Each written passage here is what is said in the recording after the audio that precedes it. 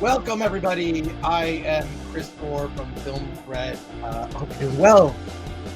You made it to another Friday. The weekend is upon us. It's going to be a good one. It's going to be a good one for everyone. I predict that because we have a lot of movies to talk about today. Alan is off on assignment at the San Francisco International Film Festival, but he's still going to join us from his, it looks like he's a hostage, actually. If you look at his background, he'll be joining us momentarily. I am so happy you're all here. I see all of you in the chat, and I can't wait to talk to you today about the movie The Hatching we're going to talk about. Alan has seen it at the film festival. We'll be talking to the director of that film later today. Also, I'll be talking about Memory, which is Liam Neeson's new movie, and KGF Chapter 2. KGF is another of these amazing films from India that are coming here to the United States. I'm kind of blown away by what I've seen. It's so great. Can't wait to talk to you about that and more today on the Friday edition of the Film Threat Livecast. Let's get started. Your questions, your comments, post them because we love them all. Let's freaking go.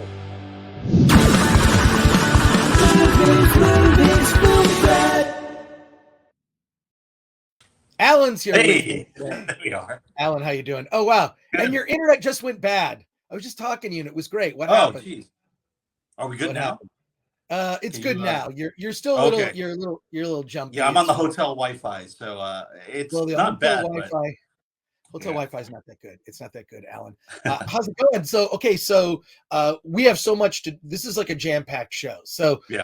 Tell us where you are right now. What are you up to? And I'm in downtown San Francisco. I'm here for the San Francisco Film Festival. I saw Hatching 2 days ago. Saw a bunch of shorts yesterday, and a movie called The Cow That Sang a Song About the Future of the Future. That sounds like The Flower That Drank the Moon. And if anyone knows that reference, The Flower That Drank the Moon, you are freaking nerd extraordinaire. If you know what that's a reference to. If anyone knows, before the end of the show, someone's going to know about The Flower That Drank the Moon. Yeah. So hopefully I got that right. Before we get started today, just want to remind you, I am Chris Gore on social media. You can follow me. I'm that Chris Gore on everything. We are Film Threat on everything. If you want to find Alan on social media, on Twitter, you're my pal. You have like a different social media name on everything. Yeah. I'm my pal Al on Twitter. I also have the domain name of my pal Al. Oh, well, there you go. Yeah, that's probably the best way to get a hold of me because, I have things with Facebook. I reserve basically for people I actually know. So. Oh, okay. Well, there you go. That's a lot of people do that now. Okay, so if you a reminder to please like, subscribe, and share. If you have not subscribed to the channel yet, please subscribe. We love it when you subscribe. It allows us to grow our audience. When we get to 40,000, we're almost at 39,000. We get to 40,000. I have a special video that I'm going to debut. But just your quick reminder to subscribe to the channel. Oh, wow. And if you and look, if you help us grow our audience, you'll get more videos like this. Finish him. Oh, my jeans. More embarrassing moments. But I want to say right now, actually, if you go to the Film Threat Twitter, right now, you scroll down, we're running a contest. We're giving away digital copies of Singing in the Rain in 4K. So all you need to do is to comment. So if you go to the Film Threat, it's just Film Threat on Twitter, scroll down. It's within the last couple days. There's a tweet about the 4K version of Singing in the Rain. I have digital codes to give away. All you have to do is comment. That's all I'm asking. Comment to win. And we're going to be doing more giveaways like that. It's going to be something fairly easy. It's just going to be something fairly easy that you can do. But I also want to remind you, if you want some free stuff, just send a self-addressed stamped envelope to Film Threat 5042 Wilshire Boulevard, PMB 1500, Los Angeles, California 90036. And also support us. Go to the Film Threat shop, which is shop.filmthreat.com. Our t-shirts cure nudity on contact. I am wearing the shirt I'm wearing today. Can you tell, Alan, with this? That's what I'm doing. It's the lettering from Dune, and so I don't know. You could get that. We have a bunch of shirts that are kind of Yeah, based on I've like. got mine on today. Yeah. Oh, there you There we go. go. There you go. Wow. Well, I don't know though. Wearing something like that looks very patriotic. I feel like in San I Francisco, know. I'm gonna get killed in San Francisco with you're this. gonna get. Well, I mean, you might get killed anyways. I don't want to say, but I've seen some videos from San Francisco. Pretty dangerous there right now. Yeah, and you know, I'll be honest. It's been pretty good so far. I did the traveling thing. I went to the Walt Disney Museum yesterday. Oh, nice. Yeah, I walked back from the Roxy Theater, which is about a 2-mile walk. And it's funny, but when you walk down the street, all you see are people talking to themselves, and then you realize they're all on their phone. Okay. Well, there you go. But yeah, just we're gonna get this stuff out of the way. Let's get started now. I want to give away these. I've got all these digital codes for Singing in the Rain. I'll probably just direct message you if you comment. I'll just direct message and send you the code that way. And hey, you know, free stuff. We're going to be running I more. want one of those. How do I get one of those? Oh, we have to comment. That's like I know. Okay, I'll comment. It says it in the tweet. And I noticed like, how come no one's done this? Like people retweeted it. Like it says comment for a chance to win. So I don't know. That's pretty. But look, I want to say first of all, I am pre-coffee. And I'm a little hungover, and I want to explain why. I want to explain why I was. I woke up this morning and my burps tasted like an old fashioned, and I'm not joking. We went to my buddy Tristan and I, and Tristan is probably watching this live stream right now. He's out getting his cat a $300 haircut. I'm not making this up. He has Tristan Gregson, who's done like some of our watch parties and whatnot. Tristan, really good guy. He has this cat that's like literally his cat is like a supermodel. So he's spending 300. I made fun of him all night about it. He has this cat. He's getting like this too expensive of a haircut for a cat. But then he showed me, he goes, well, my cat's like a model. And I'm like, what are you talking about? His cat is on a billboard in LA. Like, and he showed me a picture of the billboard for which he was paid a stupid amount of money for a cat. And the cat didn't even get to enjoy it. But so he and I last night went to this. I get invited to weird things. And I have no idea how I get invited to these things. I went to a thing called Carnival. And Carnival, it's on Hollywood Boulevard, sort of right in the center of everything happening, which is between La Brea and Highland. And this Carnival thing is like an old burlesque show, but it's like burlesque and like, I don't want to say magicians, but like people who do odd tricks. And so we were promised, like I show up and of course I'm not on the list, whatever, you know, typical. And I'm not like complaining, but they said dinner, drinks and a show. And they didn't have enough seats for us. So Tristan and I stood at the bar. We didn't get to eat. So I didn't eat last night. And then I realized I wake up this morning and there's like a bowl of, it's like, oh, I must have had a bowl of cereal, but I don't remember. That's how good the night was. But I want to share because I'm a little jealous of Alan. This is like, I have a new thing. I'm upset with Alan every week. I have a different thing I'm upset with him. I'm upset with him because if this were Star Trek The Next Generation, I would be Picard and he would be Riker. He would be number one because he always gets to go to all the fun things. And I'm sitting here in the studio. I'm sitting here in my home studio. So Alan, I'm jealous. I'm angry. There's just going to be a different thing I'm mad at Alan about every week. And it's because this will be the thing. Yeah. Yeah. This is the thing. I'm Picard. I don't want to be Picard. I want to be Riker. I want to go to the San Francisco Film Festival. Anyway, I want to see who's in the chat here. Shelby AC, Derek Douglas, Exploitation Arnar, Patrick Lemire, ABC Cinema, Biggles Metz, Derek Douglas, Fletcher Williams, of course. They're all here. This is great. We're going to get to your comments in a second, but we're going to be talking about these movies. And at 10 a.m., the top of the hour, we'll be talking to the director of Hatching, which we'll get to. But I want to show like what this Carnival place is like. So it's like basically you get the show and then you get dinner. But because we didn't have seats, we didn't get to eat. And that is not a good idea when you drink on an empty stomach. So I want to share some of like what this thing is about. So here's some video from Carnival. Check it out. This gives you an idea of what this place is like. Oh, wait. Oh no, it does. Alan's gone. Oh, hold on. Yeah, I'm back. All right. Well, I have to. You know what? I have to convert the video, so I can't show it until I convert it. So that's weird. All right. Well, I'll do that we'll have that like maybe after we talk later. But let's get to your review of Hatching. Or wait, before we get to your review, I want to get to some of these comments. Jacob Ironside says, film threat. Good morning, gentlemen. Gabriel, does Alan do the Riker maneuver while sitting down too? Oh, you have to do that. Yes, you have to do it, Alan. Now, yeah.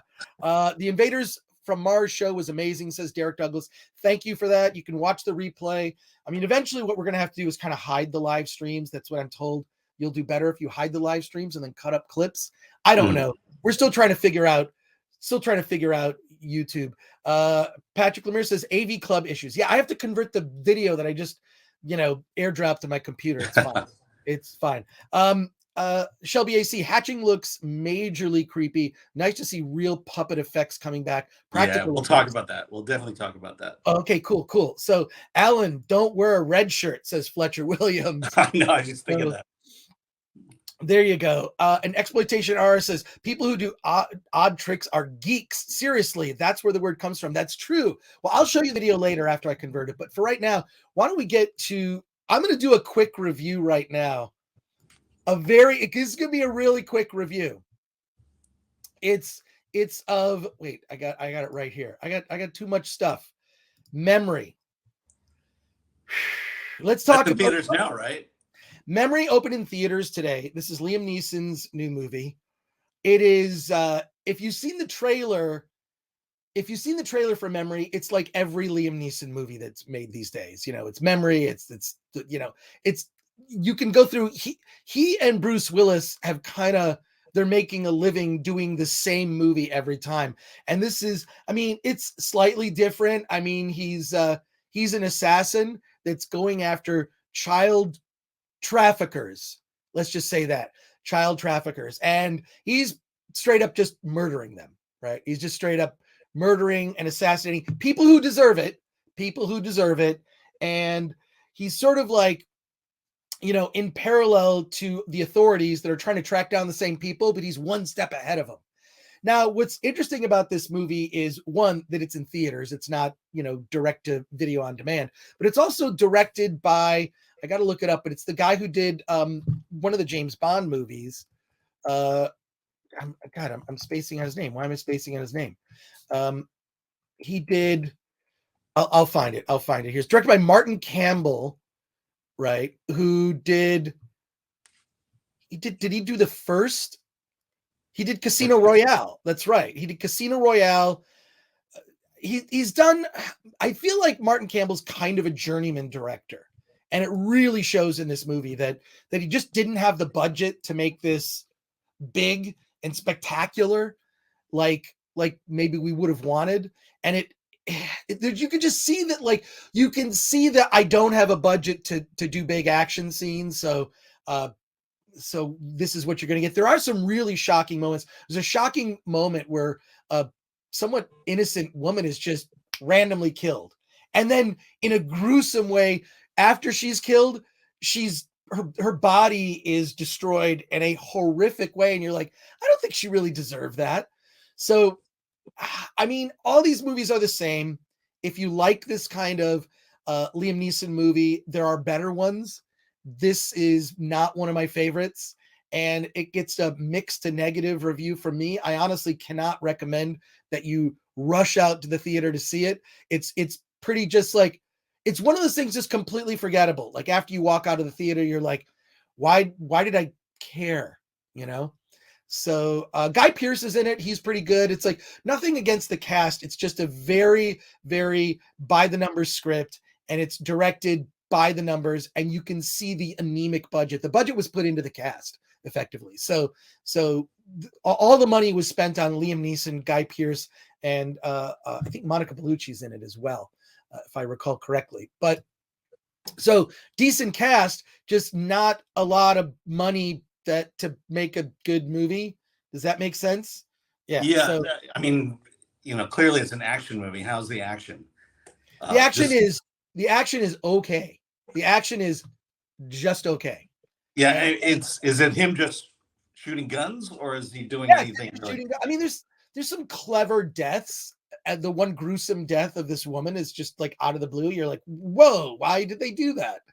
So, but it's I don't know. Here's the thing. I love Liam Neeson. I love him. He's Qui-Gon Jinn. He will always be Qui-Gon Jinn to me. The best character of the prequels. Yeah, yeah. The one that I mean, was I don't know, like I wish he had come back in the prequels in some form, in some way. Would have been nice. I mean, maybe he'll show up in the Kenobi show. You never know. Yeah, I mean, I hate to bring up age, but I'm wondering if he is, taking advantage of the fact that he can still do action. He can do some fighting, and is this his? I don't want to liken him to Bruce Willis, but is he just trying to do as much as he can while he still can't, basically? Yeah, yeah. It just seems so by the numbers, and I kind of feel like because Liam Neeson has done so many of these types of movies, this is sort of in the middle to low end of those movies. And let's get to some quick comments here. Yeah. Exploitation R&R says you don't need a lot of money to make a good movie. I mean, indie film proves that, right? Indie film proves that. The problem is that when you've got like big actors, it's not just what you're paying the actors, it's also what comes with paying the actors. You've got all of their support staff. They need a trailer. They need all these other things. So when you hire a Liam Neeson, there's what he gets paid, and then what all these little add-ons are. Yeah. That just from and that just it complicates things. It complicates things for sure. But I agree with you. Exploitation R&R. Like if indie film has proven anything, it's that you don't need a lot of money to make a great movie. But if you're going to spend it on cast, that's where you put your money, and that's where you put your priority. Yeah. So, I mean, he's clearly the one thing that's selling this movie. Yeah, yeah. Derek Douglas says he was a pro boxer. Yeah, it shows. He's a pro boxer. So he was supposed to be in a deleted scene in Revenge of the Sith, says Adam Iglesias. Yeah, I remember that. That was, yeah. Oh, and for those of you, yes, our super chats and our monetization got turned off. So,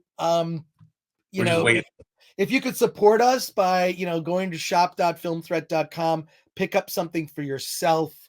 It's even better. It's like a super chat that comes with a bonus, or send us that self-addressed stamped envelope to our address, and I'll send you some free stuff.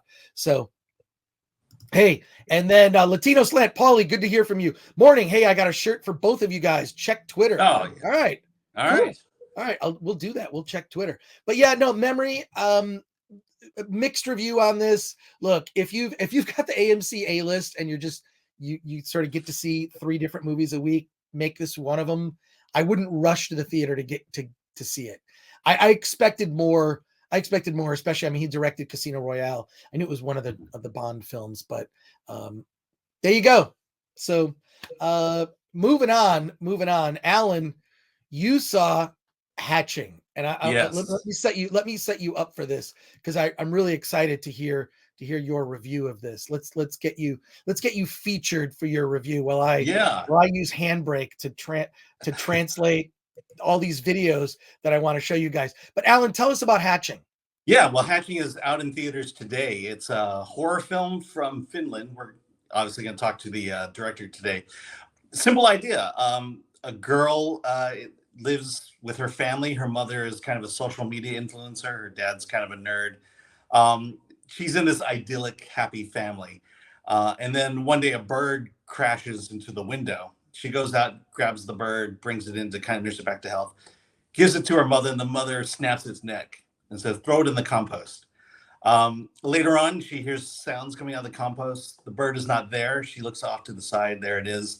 And there's an egg. And she decides that she's going to take that egg, bring it into her bedroom, and basically kind of nurse it, hatch it, so to speak.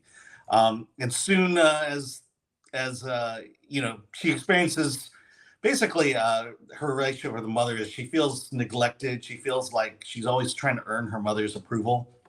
And her sadness kind of causes the egg to grow. She cries on it, and the egg grows. And soon the egg becomes giant size, like almost as big as her.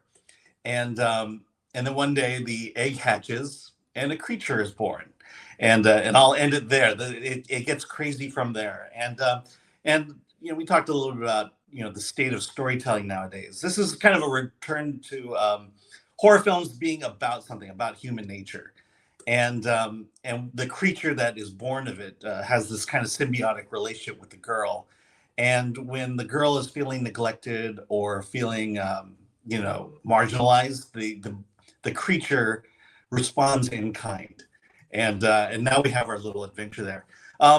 Yeah, it's pretty good. I love the fact that we mentioned it's a practical creature. There's no CGI going on here. It's a puppet, and then also, I don't know. Are there a lot of birds that are horror film monsters? Because it really works well in this one.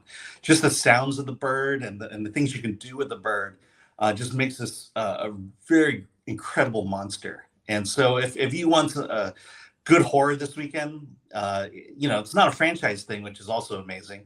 But if you just want a good scare, good horror, good story to be told, yeah, go out and see Hatching. It's from Finland. There are subtitles, but I think you'll get through it. There's not a lot of dialogue, so a lot of scares and thrills going on. So how would you rank it in terms of and first of all, I love that it's not a franchise thing. It's not it's not some Scream 5, Scream, after a while, they actually, I've noticed this now, this is a trend. They don't need, they just get away with they just forget the numbers. We're just going to call the movie Halloween. Yeah. Right. We know that there are 15 Halloweens. Okay. We're just going to start renumbering them, which is weird. But then you have to put the year next to it, which kind of makes it the sequel then. I don't like that. I think that, that's an effort to supplant the original and introduce it to a new audience. So I'm not a fan of that kind of thing, but I am a fan of just original horror film. So as an original horror film, could you see a Hatching too? I feel like if I answer that, it spoils it. I think you'll be happy with the answer when you see it. That's probably the best way I'll say it. Okay. But I don't think this is meant to be a franchise at all.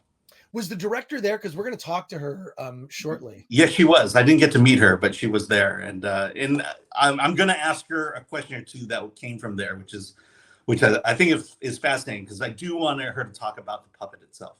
Well, you're the one that's going to be running this interview, because as much as you see, I'm sort of pre-coffee, but I'm way hungry. I'm barely here. I'm barely here, folks. So there you go. Let's go to some questions here real quick. Here we go. I heard Solomon Thornton says, I heard the MCU is going to be active for 10 more years. Honestly, I'm getting a little fatigued from the films. I am as well. To me, the Marvel universe, Endgame was a perfect, that's the closing of the chapter. Good. Now go away, Marvel, and reboot it in 5 years. I really just think you recast those characters, or a story I'd love to see, a movie that will never get made, which is the story of Captain America, Steve Rogers, going back in time and returning the Infinity Stones to their rightful place. That could be an entire movie. And then how Steve Rogers lived his life up to that point, and he just sort of went back in time. And I guess they were parallel Steve Rogers. There was the Steve Rogers in our present day, and then the Steve Rogers that went back and lived his life and aged and lived hopefully a satisfying life. Okay. Can I talk a little bit about what I learned at the Walt Disney Museum? Oh, okay. When you walk through the Walt Disney Museum, it's essentially his entire life. And the one thing you'll realize about his entire life, it was a constant struggle. Everything he did, would put him to the brink of bankruptcy. If one of the big projects failed, Snow White, Disneyland, if any of those had failed, Walt Disney Studios, Walt Disney Company would have been decimated, would have been gone. And you step through each chapter of his life, and he dreams big, but he puts so much risk behind it. And that failure is, to me, that's the thing, is he was driven by the fear of failure.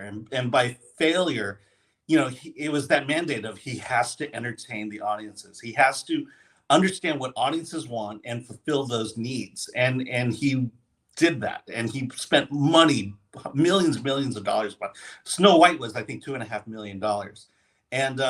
And now you look at the Walt Disney Company; they're not driven by failure at all. They have a war chest of money. They have Disney Plus. They have all this intellectual property, and they're not motivated by the fear of failure in the slightest, because they can fail. The thing about Disney Plus is that we lose our ability to vote with our box office dollars.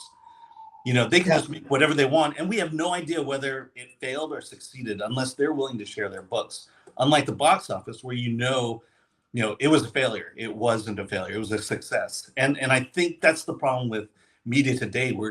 They're not driven by failure anymore. Yeah, that sort of fear of failure, I think, is a good motivator, right? Mm-hmm. Like, I mean, I just having like failed myself. Film Threat has, had its ups and downs throughout. I mean, there's a whole documentary coming out, hopefully on the festival circuit next year is the plan. But I mean, Film Threat died several deaths and then was resurrected. I mean, most recently in 2017, when you came on board and we relaunched the website in a totally new format, and then kind of started dipping our toe into YouTube and are more active on that today. But Walt Disney filed for bankruptcy 7 times, bankruptcy protection. And when Snow White, which is his first feature, they thought he was crazy. They thought that Walt Disney was crazy because who would want to see a feature-length cartoon? That's lame. And like, that's stupid. They called it Disney's Folly. That's what they called Snow White, because up until that point, it was only like animated shorts, like under 10 minutes, like, hey, a short cartoon. Who's going to want to watch a cartoon longer than 10 minutes? And they thought he was nuts. And then, of course, Snow White ends up again, another time they thought he was going to go bankrupt. Bet the whole studio on that. And there's just no risk. I'll say this: studios today, not just Disney, all studios are risk averse. They're all risk averse. They don't want to like take a chance. When you look at although I think it was a real risk for the Star Wars sequel trilogy to not put Han, Luke, and Leia in a scene. What a gamble! What a thing that's unexpected. And one of the dumbest decisions in movie history was to not focus that sequel trilogy on characters we loved for decades. Yeah. Decades. Someone mentioned 28 and a half minutes, by the way. Just one thing about Snow White. Sure. He needed $750,000 to finish Snow White. He went to Bank of America, and the only thing he could give Bank of America as collateral was the unfinished version of the movie. He showed it to the bank, and the banker said, looks like we're going to have a great movie on our hands. And he loaned him the remaining money to finish that film. Yeah. Well, let's see. Here we go, Gabriel. Star Wars rant incoming. Oh, yeah. So Fletcher Williams, absolutely dead on here. Studios now guarantee and checklist driven. Yeah, they're very risk averse. When you look at even most movies put out by major studios, which is why I prefer independence, most films that made by major studios are based on pre-existing property. Whether adaptations. Book, stage play, comic book, sequel. There are hardly any. If you look at all the studio movies being put out, very, very few are original concepts. Yeah. Right? Remember that rash of YA novels that just started coming out in films? People were just buying any young adult novel that they could get their hands on and making movies about it. Right. Look at Hunger Games. I mean, that. I mean, which is basically a ripoff of Battle Royale. In my opinion. So yeah. But Harry Potter too. I mean, that success just fueled. They just why risk anymore? Solomon Thornton says, would you see a rated R Star Wars film? Yeah, they should. They should make one with Jedi and Sith, and it's just standalone, and it is freaking brutal. It's arms, legs, heads being chopped off. It's just and nudity. And I don't know if you need nudity in Star Wars. Maybe suggested nudity, but yeah. Derek Douglas says, originality is dead. Well, indie film. That's where you're gonna find it. Akanika says Disney has lost 27 value in stock this month. Yeah, in fact, Disney is now at the value before the pandemic. They Ah, had they had shot up $80 per share during the pandemic, and now it's all gone. All that work, all gone. Derek Douglas, Darth Bane, R-rated would be awesome. Always need nudity. Well, there you go. Well, speaking of things that might be a bit suggestive, I have wait, where did I save my video here? I want to show this video from last night. Where did it go? Now I can't find it. I thought I converted all this video, and I didn't do that. I did it, and I don't know where it went. Look at that. I think drunk you forgot to do it. Yeah, drunk me. I'm just sort of. Oh God, when drinks are free, there's no excuse not to drink, and so I took advantage of that. The problem is I did not eat. I did not balance that with with some food here. Turo says Chris just coined a new single word out of two. The risk-averse should be used in place of all the current production company universe franchises. Yeah, the risk-averse. Yeah, it's just, I mean, we could talk on and on about trademark this, that. But Film Facet, originality isn't dead. There are plenty of original scripts out there. Problem is, Hollywood isn't buying. Absolutely, Film Facet. I agree. That's why I think the most original stuff you're going to see is independent film, which is why Hatching, I think, is such a success. So there you go. The other thing is, why would if a studio is going to give you $100 million to make a movie, they want certain guarantees that it's going to succeed, and that's why they won't go original. Yeah. I don't know. All right, I got to convert all these other videos so I can show them. So, Alan, what can we talk about while I'm converting video? Yeah, well, I mean, we could talk a little bit about the cow that sang a song to the future. What the hell is that movie? Yeah, well, this one's from I believe it's Chile. I gotta look that one up again. But basically one day in this little town, all the fish wind up dead in the river, and a woman walks out of the river who had been dead for a very long time, committed suicide. And so there's this family who this woman is attached to. They've lived their lives. It's actually the mother of the family, the matriarch, who committed suicide, and she returns all of a sudden, and she has these weird powers. One is she can't speak. She doesn't speak at all throughout the entire film, but she has this kind of electricity that kind of surrounds her, and she's able to overpower devices as she comes into contact with them. And then apparently animals are starting to die because of her presence, so to speak. But this is not the weirdest thing about the movie. So now we have this family who, we have a mother and her son. Her son's trans. She has another son. She's having a hard time accepting the fact that her son is trans. They're having their little conflict. And then the father, who's married to this new dead woman, he sees her. He has basically a panic attack, falls over. The family has to get together.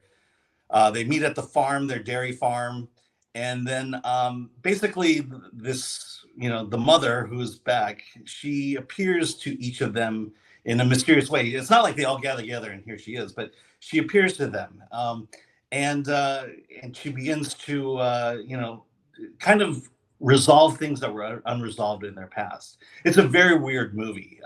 It's foreign, so it's subtitled.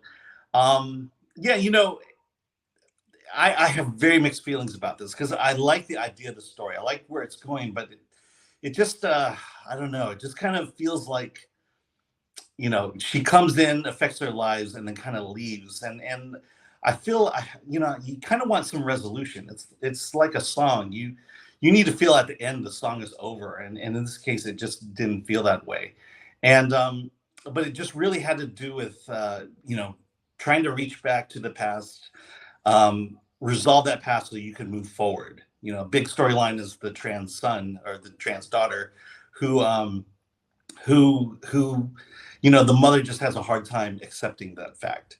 And then the Magdalena, the mother comes, the grandmother comes in to kind of rectify that.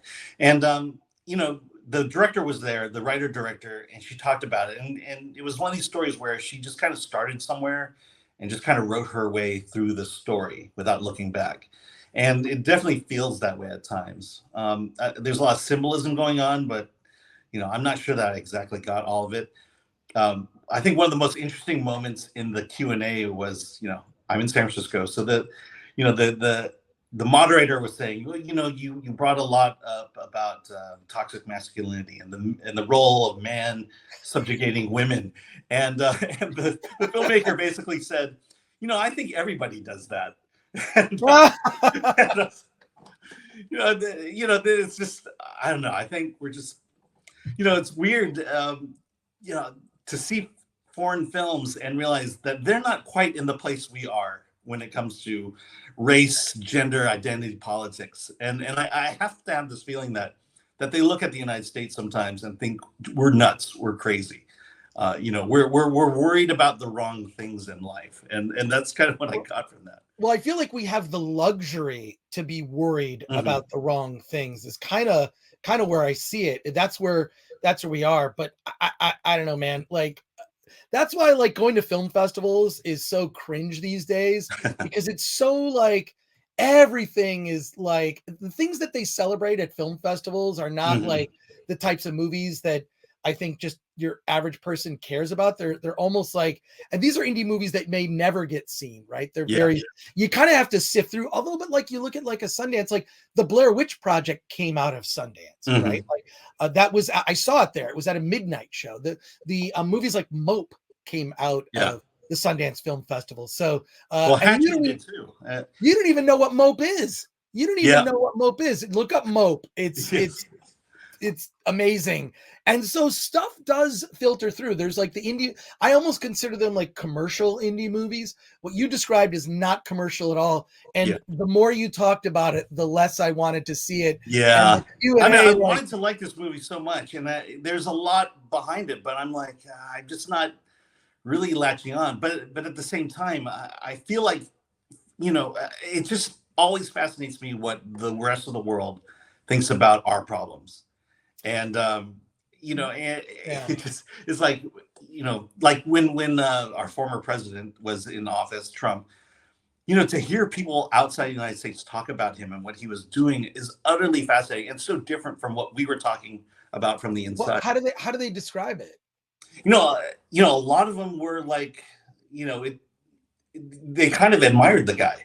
They kind of, they didn't like him, but they liked him. If that's the best way to say it. That's it. It's always interesting. I think you have mentioned it to me many times that if you want the best news about the United States, you have to like get news from other countries. Yeah. And you get a more balanced view of what's happening in the US. But a different perspective. I mean, we are so narcissistic in this country. And to hear what other people say about us is utterly fascinating.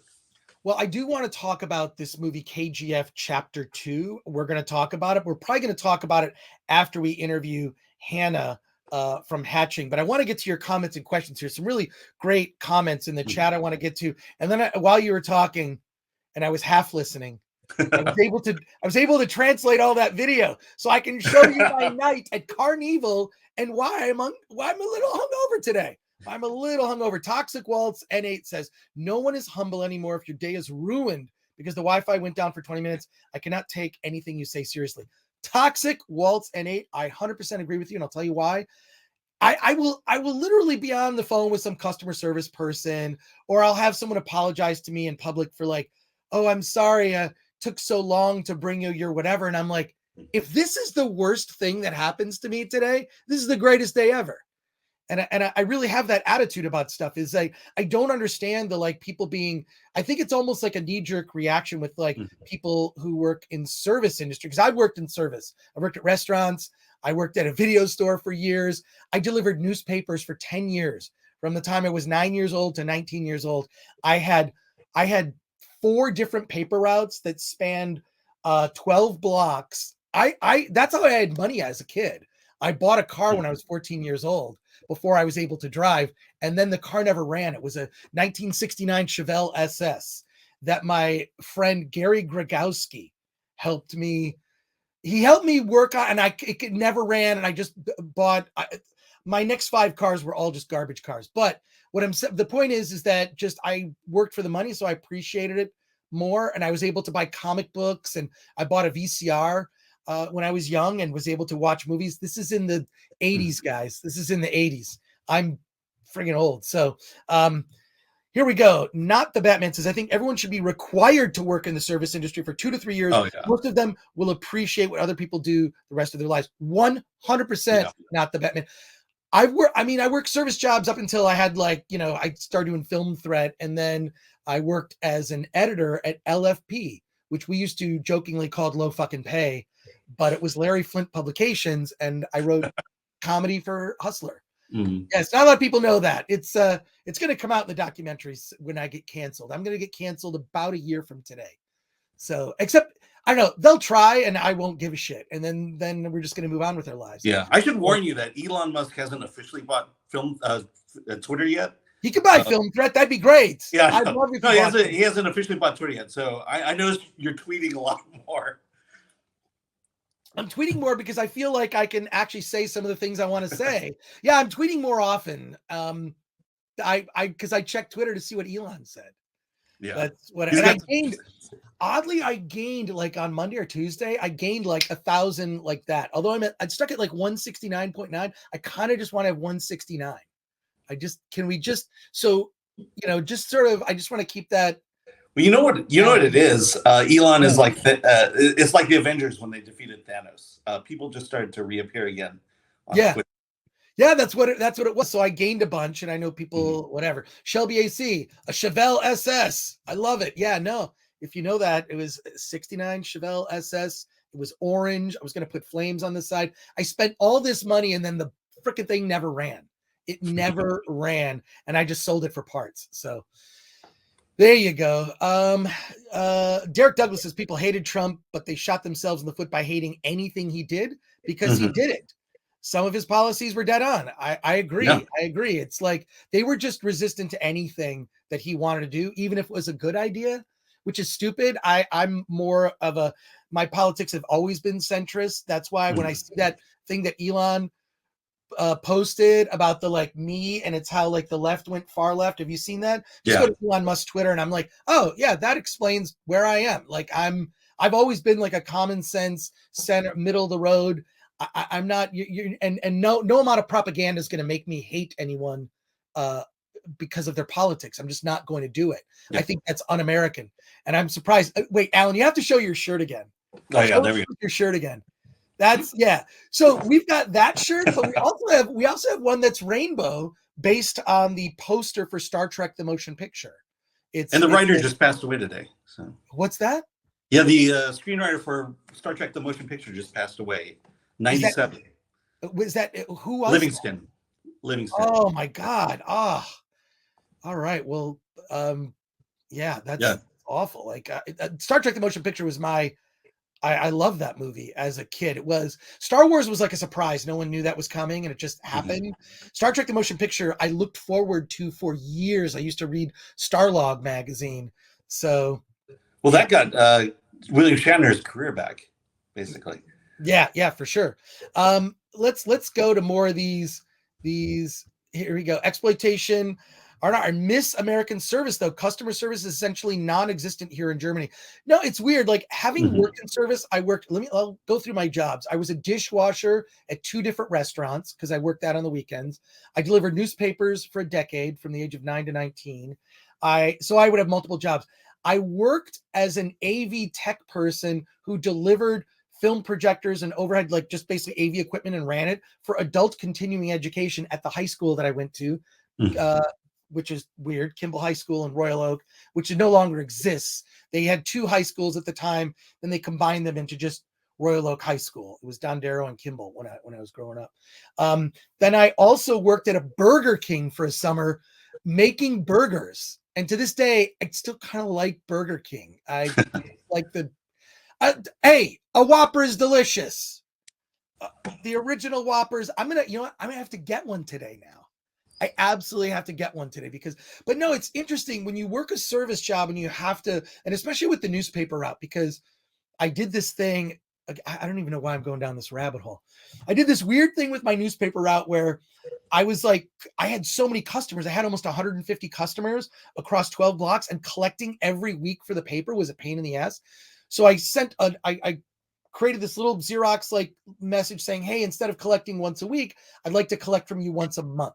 So can you pay me once a month? And I had like 3 or 4 different customers like, I can't pay once a month. It's like, fine. So here's how much the paper costs once a month. But I transformed my whole business into like, rather than weekly collecting, which took, longer than delivering the papers, was collecting for the papers. So I was like, I can do that on a monthly basis at the first of every month. And so I did that, and it transformed my business. It gave me more free time, whatever. But like, I wanted to buy stuff. That's why I had newspaper routes. I wanted to buy comic books and model kits and toys, and I made Super 8 movies when I was a kid. One of these days I'll show some of the cheesy Super 8 movies, but working those service jobs really sort of puts you in the mindset of, it's really important for me that anything that I do is like of value to people who support what I do, whether it's a book that I've written, whether it's the website, whether it's this YouTube channel, whatever it is. I always think about the end user and like what their experience is. And there you go. Yeah, I was the same way. I washed dishes at my high school to pay for my comic books. Yeah, which were 40 cents at the time, so I could 40 cents. No, it's always like a thing that would say still only 35 cents, then it would go up to 40 cents. I started at 30 cents just as it was turning to 40, and then I quit because $1.20 was too expensive for me. Oh my God. Not the Batman. Oh, he's still getting Twitter, especially after it was exposed they inflated their user numbers during quarterly reports. That's kind of illegal. I do feel like a lot of what's the shenanigans happening at Twitter right now are really them kind of covering up, but you can't cover up those numbers. So I know. I think a lot of stuff will come out when Elon takes over. Derek Douglas says, and this would have been a super chat question, Derek. I'm just going to take it for granted that it's a super chat question.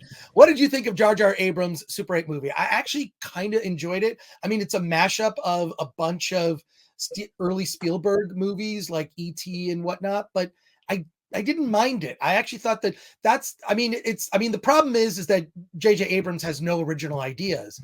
I think that was exposed. I think that's fine maybe early in a career, like you're kind of like influenced by, and then you find your own voice. And J.J. Abrams has no voice. This is what we've discovered. He has no voice other than echoing the voices of the past. Or as a friend of mine once said, J.J. Abrams is a bad George Lucas cover band. So there you go. I want to show these videos that I got from my experience at Carnival, because we have Hannah coming on in 9 minutes.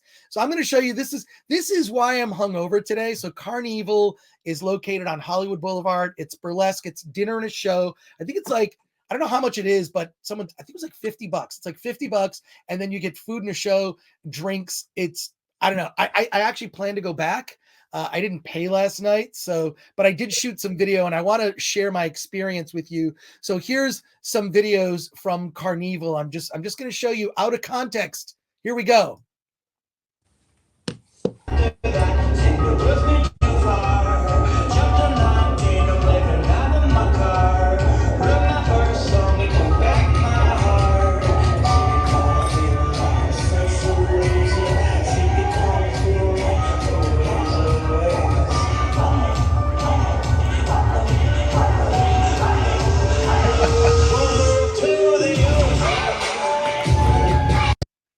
What's up with that? No, it was great. We were sitting at the bar, and they just kept bringing out these different acts. Okay, this is the weirdest thing I'm going to show you. Not that wasn't weird. That was great. I admire that woman's skill. That takes talent. But this guy came out, and apparently someone told me later he was on America's Got Talent. This guy brings out, and speaking of Burger King, he actually brought out a Burger King burger. He had a Burger King burger in his bag, and he's like, he started doing this thing where he put it on an umbrella and he was spinning it, and the wrapper came off, but the burger was still spinning, and then he lights it on fire. No, here's the video of it. Cheeseburger, get those cameras ready, everybody. Oh, yes. Yes. It's beautiful, everyone. This is what you call flame broil. I know. That's why it's Burger King.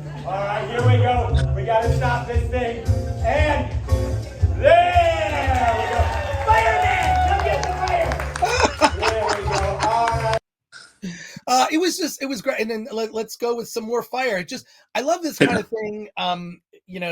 Dinner in a theater. It's something like, I almost went to Medieval Times last weekend because I hadn't been there in years. And I know it's kind of cheesy and mainly for kids, but they do sell beer. So I'm kind of sold. And the on food's that. not that bad either.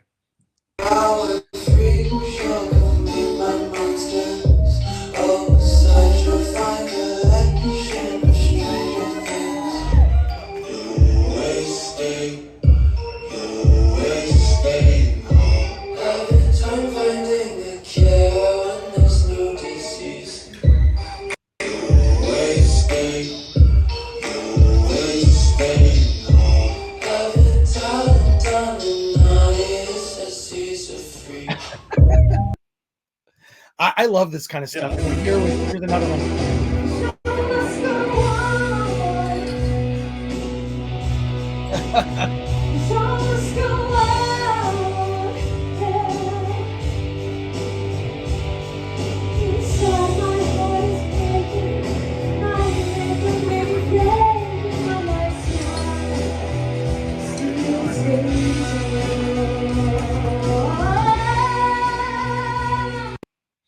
Anyways, it was a great night. It was great. How much is that? Do you know? Well, I have no idea how I got invited. I guess. Yeah, I mean, I got the same invite too. I was just here at. Oh, you got the same. Okay, so weird. I don't know how. Yeah. Anyways, it was a lot of fun. I love burlesque stuff like that. I've been to another show called. There's two shows, Tarantina, which I think I showed video footage of on a previous live cast, and also there's another show that is a touring show called The Empire Strips Back, and I've talked about that before. We did an article on it on the Film Thread website. I think you can see pictures from The Empire Strips Back. You just Google Empire Strips Back. It's a burlesque show, Star Wars inspired burlesque show, and it's not just women dancing.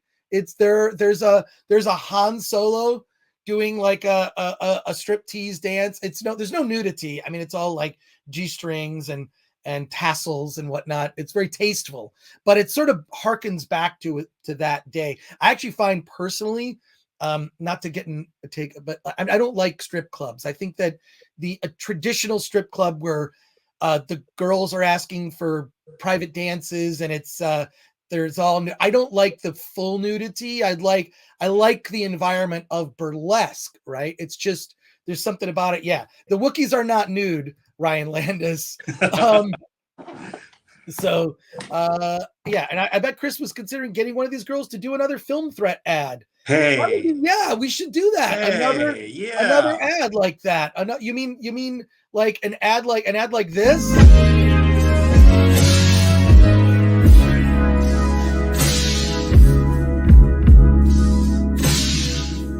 These movie reviews are delicious.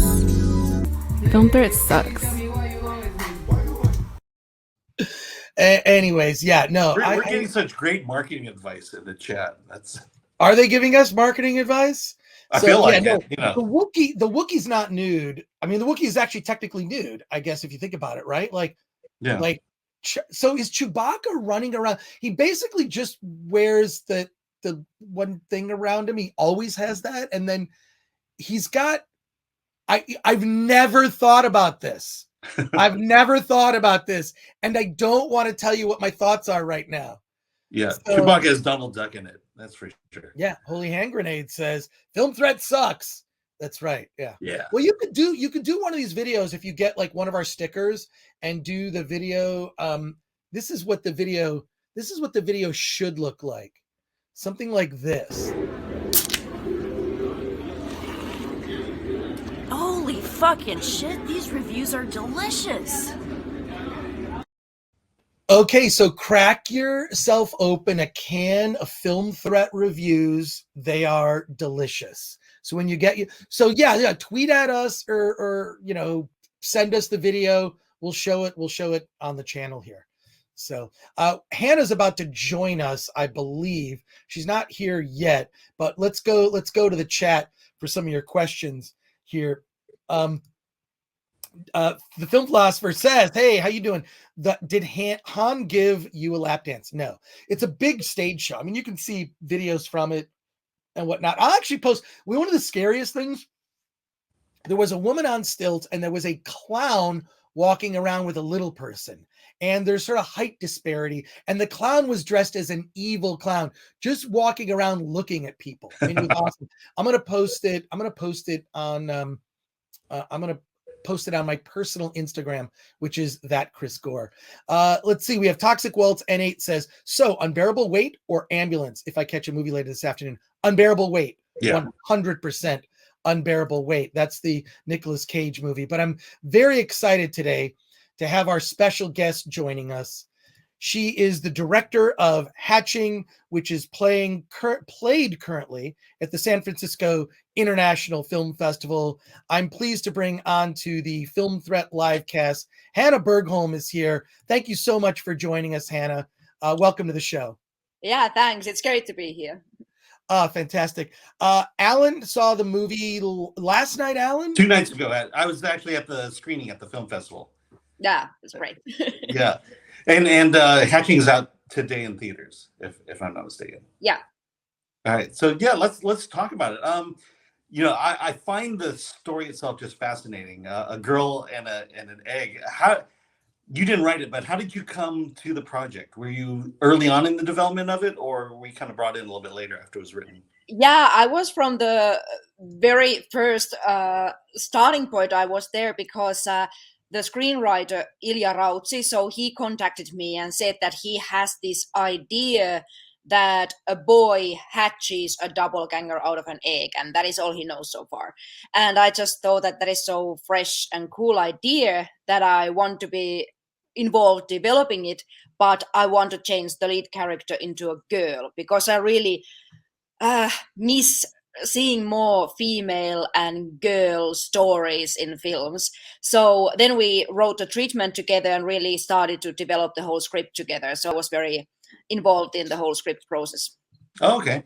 We talk about this a lot, but it's this idea that, horror and genre films are not just about telling a narrative story, but there's kind of a human tale to expose, what it means to be human, and you definitely do that. And I think changing the lead character to a girl was a big part of that. What are your thoughts about telling a horror story, but bringing in that human element to it? Yeah, I think horror is actually a great genre to tell stories about human emotions, because in horror, some emotion can get a physical form like it kind of does in Hatching. So yeah, I think it's very, very fascinating, and you can use many kind of body horror elements, and so the storytelling ways, especially for a filmmaker, are very intriguing. And also in Hatching, when we changed the lead character into a girl, I really wanted to tell about how the main character feels that she always has to do just a little bit more in order to get, in this film, her mother's love. But I think that is something that relates to many women in our society, the feeling that you always have to do a little bit more in order to be kind of accepted in your work or in society. Yeah, absolutely. So let me ask you then, what I noticed in the Q&A in San Francisco, and it sounded like this was happening all over, is people are just fascinated with all the characters in your movie. Why did the mother do this? The father, the daughter. Is this kind of the reaction you're getting? Because I believe it's already open throughout a vast part of the world already, globally. Yeah. Is this kind of the reaction you're getting? I'm really harping on this idea of, you're telling a human story, not much more than a horror story.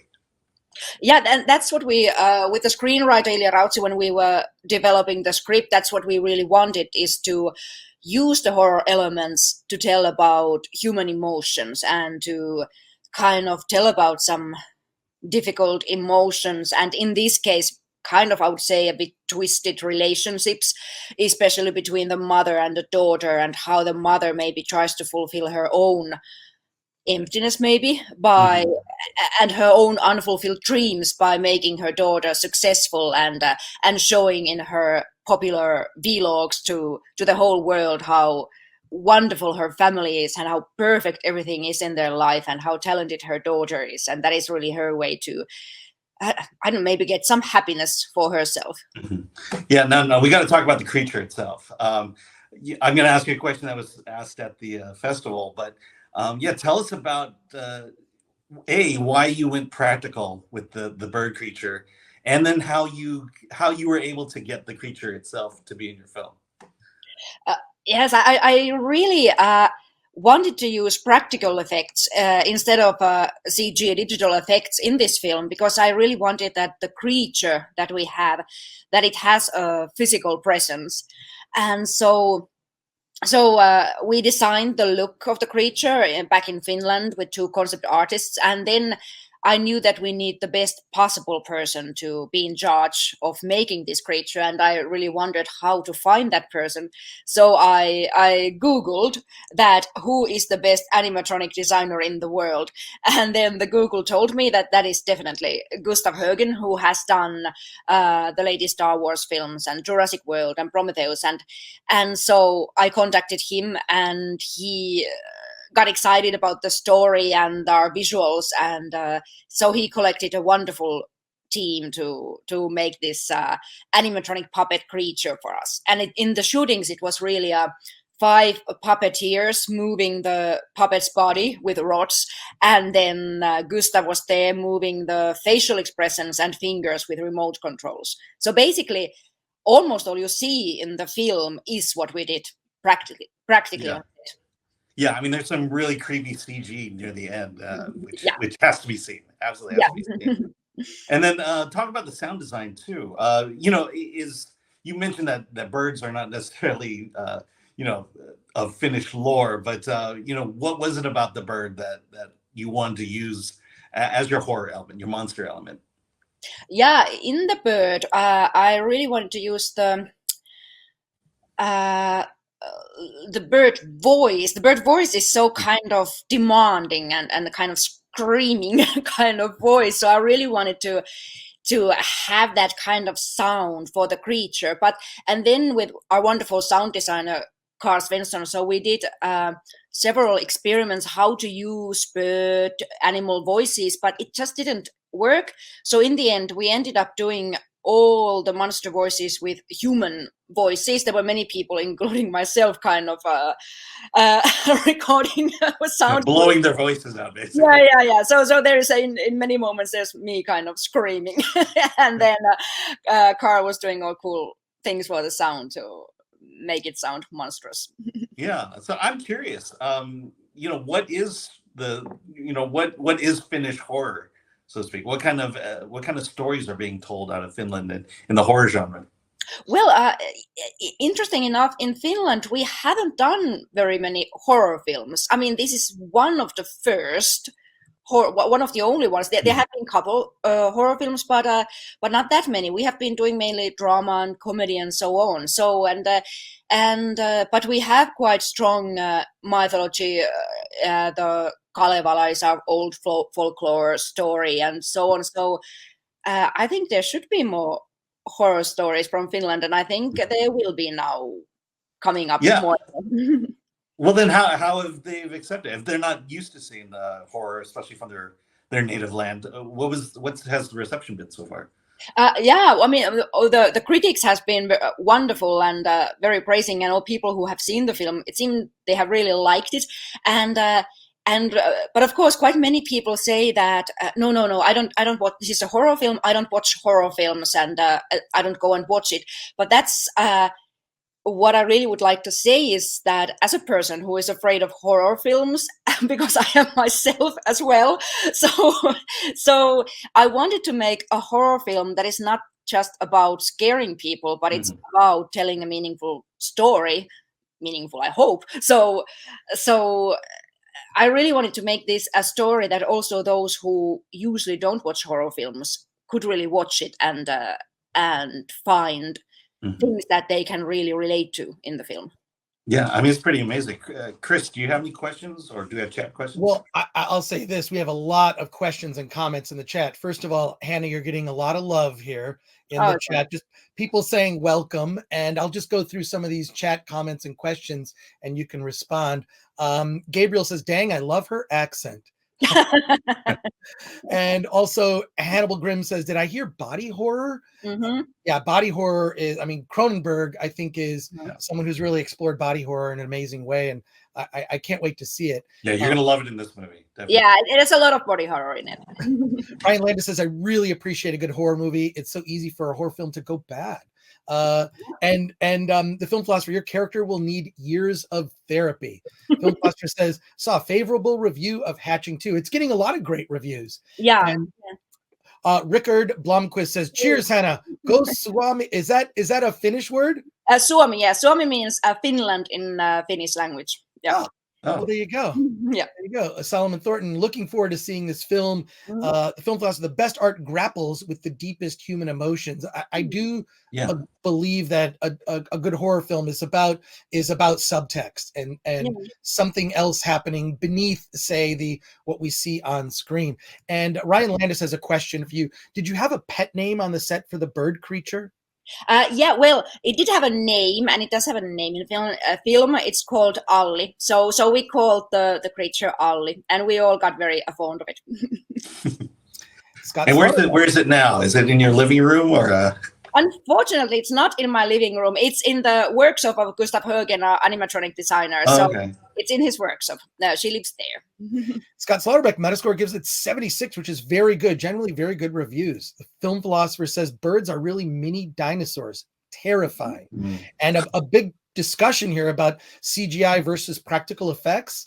CGI should complement a movie, not be the entire basis of a movie, says Not the Batman. Goes on to say practical effects are still always the best. God bless practical effects, says Gabriel. And Toxic Waltz N8, I'll always take a chance on a film like this over a guaranteed okay experience most of the Rock's output. And Not the Batman says original Jurassic Park is a good example of mixing practical effects and CGI. So when you see the practical dinosaur, then CGI, it doesn't take your brain out of it. And Fletcher Williams says, Finland, the horror is the weather in winter. Could be. And Patrick Lemire says, real light hitting real objects for the win. Yeah, the chat, everyone here is very excited to see this film, and I'm happy to say it's actually in theaters right now, so you can check out Hatching in theaters. And I don't know what the film philosopher says is Ollie. I think you're Ollie at home with you. I think you answered that. Yeah. And Shelby AC asks you a question, says, did you watch any films to get inspired, like maybe Cronenberg or Spunkmeyer, Brothers Quay?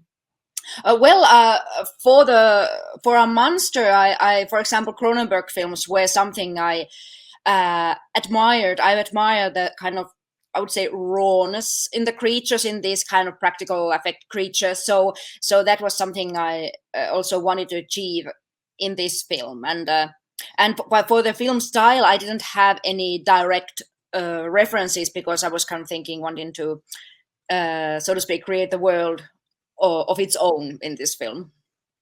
And Derek Douglas asks, body horror is the only horror that makes me feel uncomfortable. Did you see The Fly, Hannah? Yeah, sure. Yeah. And that is, like I said, there is also the practical effects. The whole style of the film really makes you uncomfortable. And that is something I really also wanted to achieve in the style of this whole film. Ryan Landis, bird creature toys, let's go. And then Fletcher Williams asks, it looks warm in tone. Did you use warmer colors to signify the warm feminine connection with the girl? Yeah, I really wanted the whole look of the film to show how the mother blogger is controlling the whole family and decorating the whole house and dressing up the whole family. So I used a lot of kind of, there's just pastel colors, and all colors are kind of matching. So there's a lot of roses, all those things that you would consider lovely and feminine. And since mother doesn't allow any strong emotions or dark secrets in the family, there are no dark shadows or strong colors. So So everything is kind of so well in place that it does look a bit terrifying. Yeah, the daughter's bedroom, I think, really sticks out to me. Just the floral patterns, Yeah. the kind of the dark pinks, and it just works well in contrast with the bird itself. Yeah. Yeah. And Hannah, I don't know how to say this, but you're getting a lot of love in the chat. I think people in the chat have a crush on you. I'll just put up this one comment. The film philosopher says, in Viking times, she would be a shield maiden. Okay, that's cool. So here you go. Derek Douglas asked, do you have any other films in the works? Yeah, I'm writing a new feature film with the same screenwriter, Ilya Rautsis. So we are co-writing it, and it's about similar-ish themes about the relationship of mother and child. But in this case, it's from mother's point of view, and the child is a newborn baby, and how terrifying it might be to be a mother. Well, on that note, the film philosopher asked, does Hannah have any children of her own? And did that influence you? Is being a mom horrific? Well, I have one child, but that actually, that for this hatching story, that wasn't so much an influence, but maybe for the next film, it might a little bit be in some way. And I think being a mother, there are many horrifying things, because when you become a parent, just in general, you kind of I would say in some aspect lose control of your life, and you should be in control of your child and be a good parent. And I think being a parent is constant kind of doing mistakes all the time, and just have to admit yourself that okay, I did make mistake again. And yeah. Now this is your first feature film, is that right? Yeah. I think you've done shorts and I've done short films and TV series drama before, and this is my first feature film. Yeah, and did this film feel like giving birth? Was there an excitement about doing a first big film? Yeah, sure it was, and it was really well, I'm happy that this was the biggest budget in Finland that female director has ever had. Oh, wow. In Hollywood scale, it's a tiny budget, but anyway, it was a kind of big cooperation and co-production of many countries, and I'm very happy about the film and how it turned out. So yeah. Production-wise, the Hatching would definitely rival a lot of the mid-range horror films that are coming out in the United States. Fletcher Williams asks, how did you get the funding and what cameras did you use? Yeah, we used Arri Alexa, the camera, and the funding, it came from several places. We got Finnish Film Foundation, Swedish Film Foundation, we got private investments, we got money from Latvia, where we actually shot the film, and we got Wild Punch International, that was our sales agent, and so we got Eurimage, which is European Film Foundation. So from several places we got the funding. And some more questions here and some comments. Here's an interesting. Jinx says, but what about how terrifying it would be to be a newborn baby? I want to see that film. Yeah, that might be the third film then. Yeah, you're being taken care of by giants who are feeding you. And you can't move, speak. you can't take care of yourself, you can't do anything. That would be horrifying. Oh my gosh. Rick C. RLC says, I love interviews with filmmakers who have a genuine love of the craft. You can feel their passion for the art. It's quite inspiring. So thank you, Hannah. Yeah. You're inspiring our people in the chat here. And Solomon Thornton says, what films inspired you? Also wishing you the best success. Yeah, well, like I said, I didn't want to follow the style of any other film, but for example, some films that I watched during the development of Hatching that I really liked was like Babadook and Raw, and one of my kind of older favorites is The Others by Amenabar. I think that is very beautiful film, and for example, those. Great. And then another comment here. Rickard Blomquist says, tiny budgets often make better films. Do you think that's actually a good comment there? Do you think sometimes there comes a burden when a filmmaker does a big Hollywood movie and it's hundreds of millions of dollars? There's so many more interests that interfere in the process, you know. is it somehow liberating maybe to make a film on a lower budget where you can express yourself more on a more personal level? Yeah, I definitely think so. That at least for me, it is important to kind of be able to express myself as a filmmaker, and I also agree that most of the times the ones that has some I would say some uniqueness in them and has some artistic point of view in them, that they usually are the lower budget films, and well, I also usually like them better. I would agree with you. I think when you see a lower budget film, you know it's the vision of the director, Yeah. unencumbered by marketing interests and whatnot. So that's great. I mean, and people are film philosopher, tiny budget, you have more artistic control, fewer committees. The Scott Slaughterbeck says the trailer is excellently creepy in a good way. Yeah. You're really getting just a lot of love in the chat, so that's great. Hannah, congratulations on the film. It's in theaters today. And she says the film philosopher, they're loving your accent. The film philosopher says, ask her if she can do it as an Audible book, just so I can listen to that accent all day. That's great.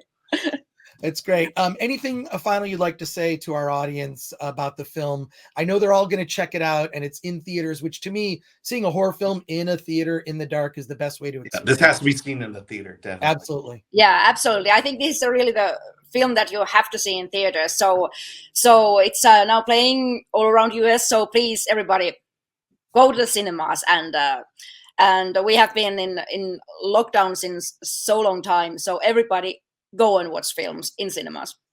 Well, the film philosopher says, yes, we will all see it. Congratulations, says Ryan Landis. That's great. Hannah, thank you for joining us on the Film Prep Podcast. It's been an absolute pleasure. And I hope you'll come back when your next film comes out. Sure, I will. Thank you so much. Take care. Later. Bye. She was great. I know. You know, I got to mention amazing. That. Wow. I got to mention that The Hatching was to premiere at Sundance this year. And they were all prepared to be at Sundance, see in the big theater, and then lockdown happened again. They canceled Sundance, and that's right. Sundance suddenly became all what is it, virtual, the virtual thing. Yeah. So we saw it virtually, and I was fortunate enough to see it on an actual screen, which is I think a movie like that, you have to see it in the theater. You can't and also and I'm guilty of this as well. When I'm at home watching a movie, if it doesn't grab my attention immediately, which really a film that just has intense sound, and it's just and also less dialogue, I'm immediately drawn in. It draws your attention.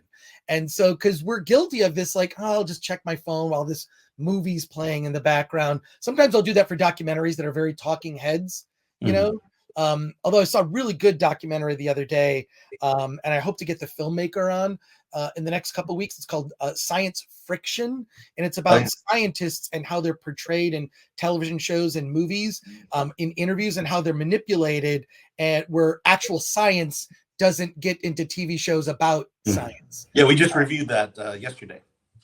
Well, I'm trying to get the director on. We'll make it happen. But I do want to have a quick comment about some may be a little resistant to seeing a movie that features subtitles. You need to know subtitle films often are among my favorites. So here's a little quick message about subtitles just for you. Cool up here in the balcony. Totally. Hey, what's this about this movie being in another language?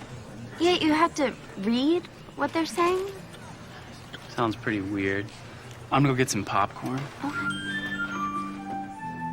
Excuse me, sorry. You are a precious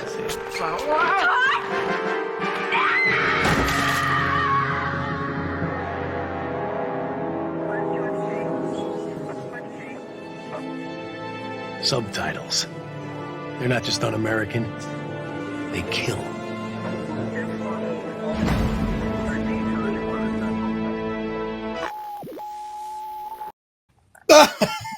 You know, I will say only 3 people died at the screening.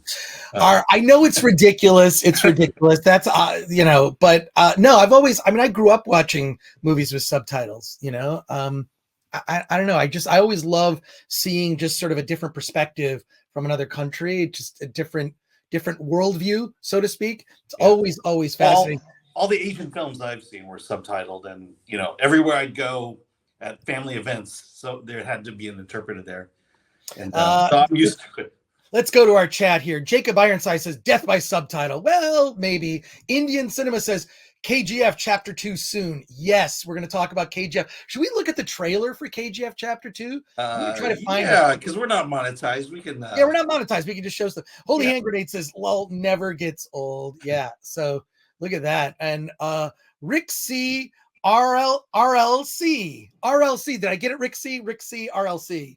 That's Jesus. The hairstyles. Welcome back to high school. That's Rick C's. That's the phonetic spelling of his initials, RLC. He told me this in the chat. There you go. But what a great, I'm so happy to be able to bring these filmmakers to you live so you can chat with them along with us. Here we go. Robot Doos says, my only issue with subtitled films as an American living in Germany, original voice movies are harder to find. And if the OV isn't English, they won't have English subtitles. Actually, I do prefer the dubbed versions because you get the original voice actor's performance. I watched an anime film that was actually in theaters a couple months ago called Belle, Belle. Yeah, I see that. And it was amazing. We're trying to get someone from Belle on the show. So if you're an anime fan, we're going to get to that. But I do have to say that I went to the Schwartz segment program, and there are a lot of foreign films there. My biggest pet peeve is white titles over white backgrounds. They haven't perfected that yet for some reason. It's a process that you got to get. It's like the yellow letters that have a slight black. Yeah, they tried that. It was just really hard to read some of these short films. And Jacob Ironside says, I've gotten into watching Japanese samurai movies with subtitles. They're great. Yeah, and the subtitles get the context of the dialogue better than the dubs do. So I'll always go to the subtitles before I go to a dub. Well, I'm going to go onto YouTube now. I need to find the trailer for KGF Chapter 2. No, I did see Chapter 1, at least 75% of it. It was still a 2.5-hour movie. That was my only thing. Oh, well, okay. Well, let's get this going here. I'm gonna find the trailer because yes, Indian cinema. I am a convert for Indian cinema, and I think it's just because now they're opening. The problem is they're in limited release, so they don't play in all theaters, and then sometimes when they play, they're at odd times. And what I don't like is the AMC in Burbank near me did not have for RRR, didn't have the full intermission. They actually have an intermission that comes up. My friend Paulie from Latino Slant talked about this. There's when you see RRR, there's an intermission that comes up, and it's actually a countdown clock. It says 5 minutes, 5 minutes, because it's a 3 hours and 8 minutes, and worth every bit of it. But it's a 3 hour and 8 minute movie, and it needed an intermission, which is fine. Unfortunately, I went to the bathroom twice during it, which sucks, but what can you do? But I've gone, well, the film philosopher says Chris has gone full Bollywood. Correction, it's Tollywood. It's Tollywood. These are not the movies we're talking about are not Bollywood movies. They may contain musical numbers, but they're definitely not. And those Bollywood. Musical numbers are not strictly Bollywood either. So right. Just because it has that. But I want to show, because this is really, Hatching. It's in theaters. It's everywhere. Go see it. Strongly recommend it. KGF, these Indian cinema movies are in limited release. You're gonna have to search for them. I really wish, and you ready for this? I direct message the RRR Twitter account because I'm like, can you just do a special screening of it so I can see it again in the theater? And then I also asked, when is it coming out on digital release? Because I wanted to buy it and I can't find it. I use this app, which I strongly recommend, an app called Just Watch. And Just Watch, I recommend a lot of things. They don't sponsor. I just want you to have Yeah, some. AMC owes us a lot of money. Now they do. Yeah. Yeah, wait. So it is okay. So correction from Indian Cinema. Thank you for this. I'm learning. KGF Chapter 2 is not a Tollywood movie, but a Kannada language film. Got it. Okay, got it. Now we need a Hindi film to kind of complete the. Yes, complete the yeah. set. But I love it. I mean, everything I've been seeing is so. Derek Douglas, Indian cinema is so different from any other country in the world. Look up some British Indian movies. There are some good ones. I agree. I use Just Watch 2. Very useful film philosopher. I added the very. But yeah, download Just Watch. You put in any movie and it tells you where to get it. But let's together watch the film philosopher says we need a glossary for Indian films. Look, I agree, and thank you, Indian Cinema, in the chat. Thank you. I really appreciate the corrections and comments here, because I am learning. But we do need a glossary. Like I feel like I'm like, there's certain things I know a lot about. Asian cinema, big fan of like Toho, Korean horror, a lot of that, Japanese films. But like I on Indian cinema is to be honest, it's very new to me. It's new to me, and so there you go. There are more than 10 movie industries in India based on languages, says Indian Cinema. Thank you for that.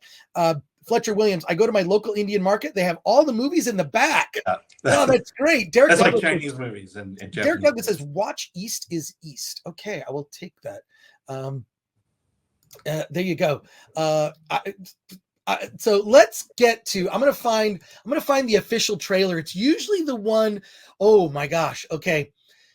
This one has 104 million views. These movies are not small. When a movie like KGF comes out, or it was KGF Chapter 1, which is on Amazon Prime Video for free. You don't have to pay for it if you're an Amazon Prime Video member. You don't have to pay.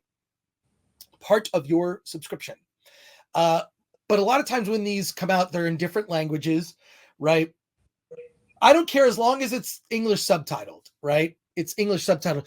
The views on these are insane. It's kind of like the phenomenon of like, Korean boy bands and whatnot. Like you look and you're like, how does this video have 1 billion views?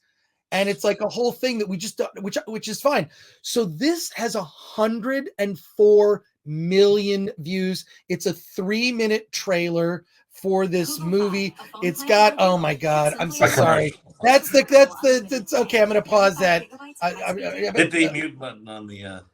Well, yes, I have to, but like, okay, here. So let me just say, so this is the trailer for KGF Chapter 2, which we're going to all watch together. And KGF, the best way to describe it, it's a crime warlord that effectively runs an entire state, and he has turned his state into a gold mine, and a literal gold mine, where he is worshipped by the citizens because he's such a charismatic leader. And then the entire country is just motivated on mining gold. We're just mining gold. That's what we're doing. But he's a badass. It's the way I describe it. In KGF Chapter 2, we'll get to it. It's like Tony Montana from Scarface took over the state of Florida and went to war with the United States. By the end of the movie, the third act of KGF Chapter 2 is so over the top in its action. We'll get to it, but I want us all to experience the trailer for KGF Chapter 2. Like, it's so insane, over the top. Okay, so you've just seen the trailer. I'm sure people are commenting about the trailer. It's just, okay, before anyone asks, it's not woke. Like, there's nothing about this movie that is woke. And the money that's going into it, you would think, yeah, they'd want some kind of woke control. If this were made in America and the money behind it, you wouldn't, you got the woman leader. Okay, we're good there. But no, well, you wouldn't have it. You wouldn't have it anything like that. If anything, the roles would be reversed, right? It'd be like taking out the male leader, right? But it's oh my God, it definitely has like 300 vibes to it.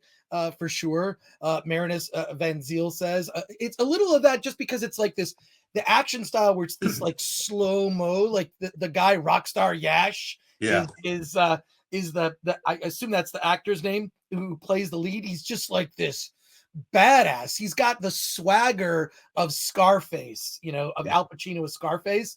But I'm thinking we stole the visual style from India. I'm starting to maybe it's the reverse. Maybe who knows? Maybe Zack Snyder actually took that from India. We don't know, but but it's just okay. So like I described, he builds his own state into all directed towards mining gold because he made a promise to his mother.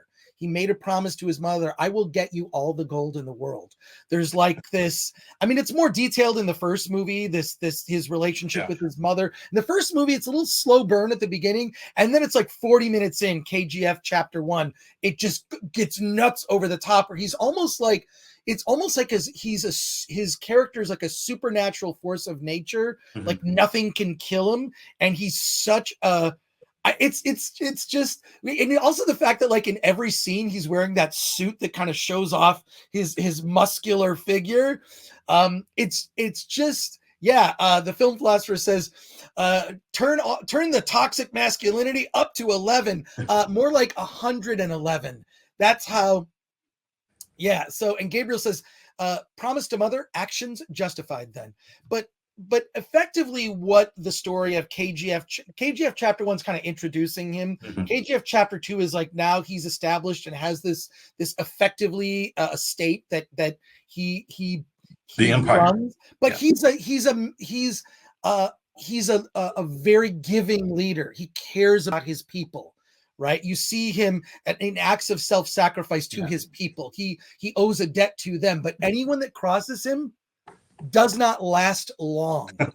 I mean, we're talking Don Corleone here. Don Corleone, he's like, but it's like Don Corleone, Scarface times a million because it's so over. I mean, he alone takes on like masses, like armies. You see, like there's armies arming against him, and he has this warlord rival that's trying to take him out. So that warlord that's trying to take him out, you saw the guy with the sword and all that, like there's like fighting with swords, with guns, with rocket launchers, there's car chases. It's just once the action kicks in, there's this kind of setup in the beginning, which I almost think you kind of don't need it. You could just cut right to his story, but it's about it's about the story. And real quick, I want to mention before I forget it, stay to the very end. There's a Marvel like tag on the very end of KGF chapter 2 that I laughed at. I burst out laughing when I saw it. And they do this really cool thing over the credits where and I didn't realize it as I was watching it. The movie is like a comic book.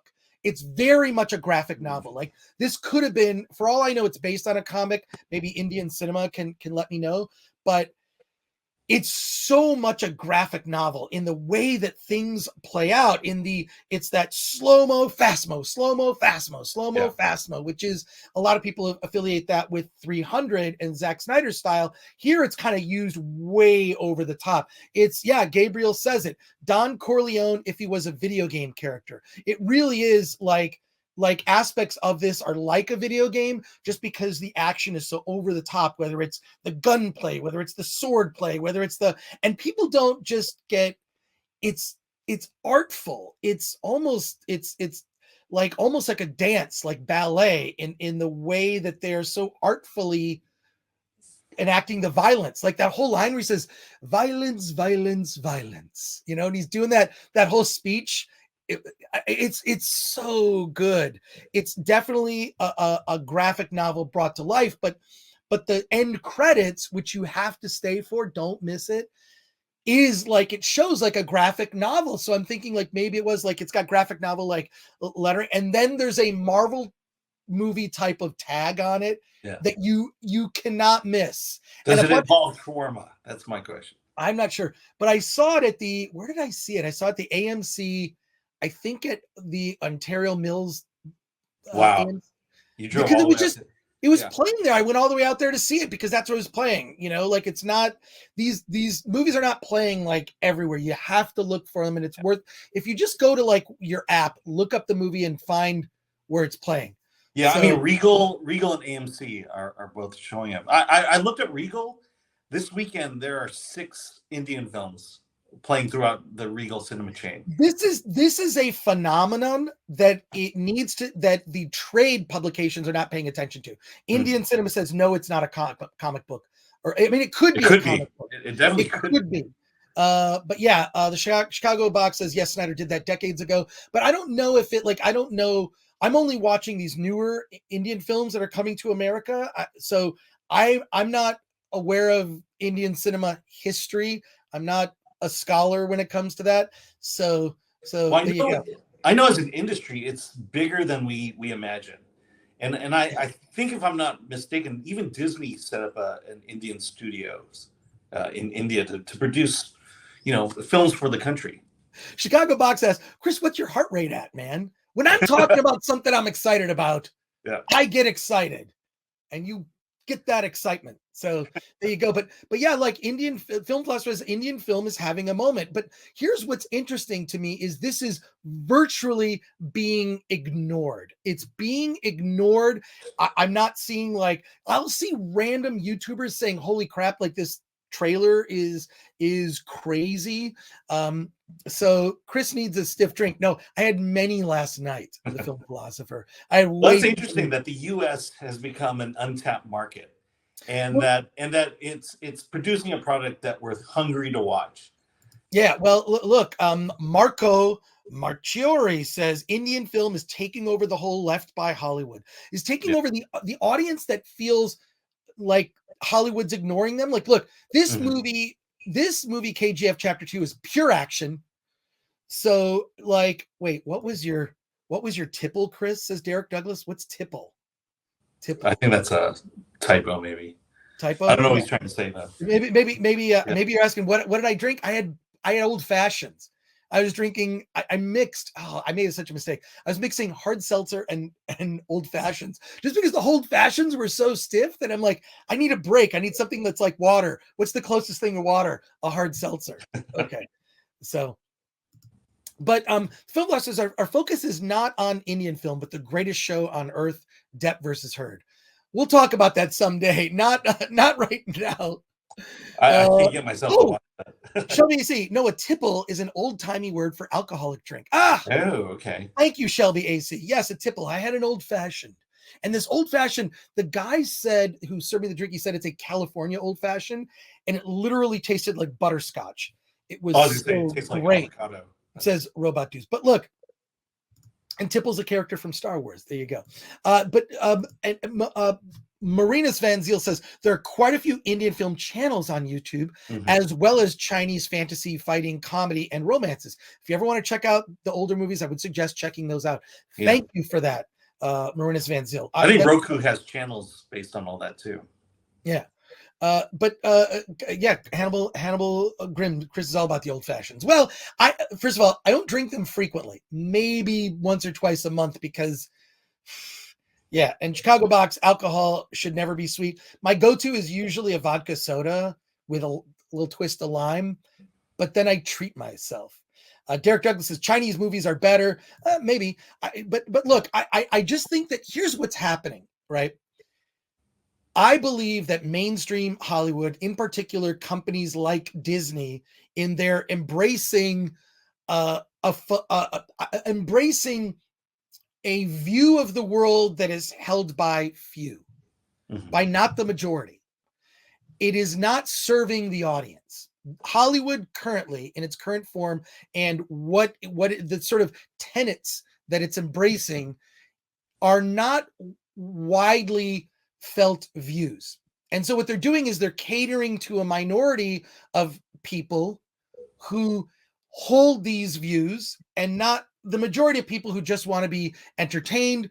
Show me a good romance, show me a good action movie, tell me a story, take me on a journey with a character, whether it be a redemption tale or a crime lord who basically takes on an entire country, because that's what ends up happening once it reaches the point where what's Yash kind of dispense. I don't want to get into spoiler territory, but he basically he ends up basically going to war with the head of India, that woman she's basically the prime minister, who's like, we have to take him out. And then it ends up being this battle, literally like the entire country and the army of that country taking on his people, the state. And it's a civil war, basically. It's a civil war, and and he's in charge of, but the whole thing is he doesn't wear like war fatigues. He's wearing like, and the suits are great. The suits change throughout the whole film. He's got like a different suit,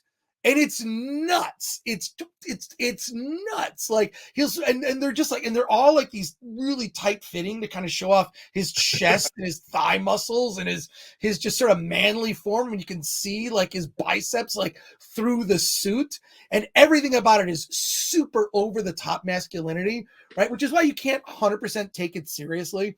But it's so fun. It's bloody and gory. I mean, I don't know if this was rated R, to be honest. I actually it has to be. There's no way this is PG-13. A lot of people die in this movie, and a lot of people die like in gruesome ways. It's 100% rated R. I just never. I don't remember seeing the rated R. They may not have gotten it rated for the United States, but it's definitely it would get that R. But I saw it at 1:30 in the afternoon at the Ontario Mills AMC, and it's just like I saw it with a group of people there. I wasn't the only one in the theater, but I was the only white guy for sure, which I don't give it. Who cares? But it's just like they, here we go. Indian Cinema says CIA versus Rocky in the next sequel. Yeah. It's, I don't want to give it away, but there is this, you have to see the very, very end of KGF Chapter 2 because it sets up. Chapter 3.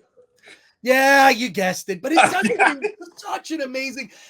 I burst out laughing. I was so excited because you're so pumped. Like this final action scene is so huge. You're like, okay, this could.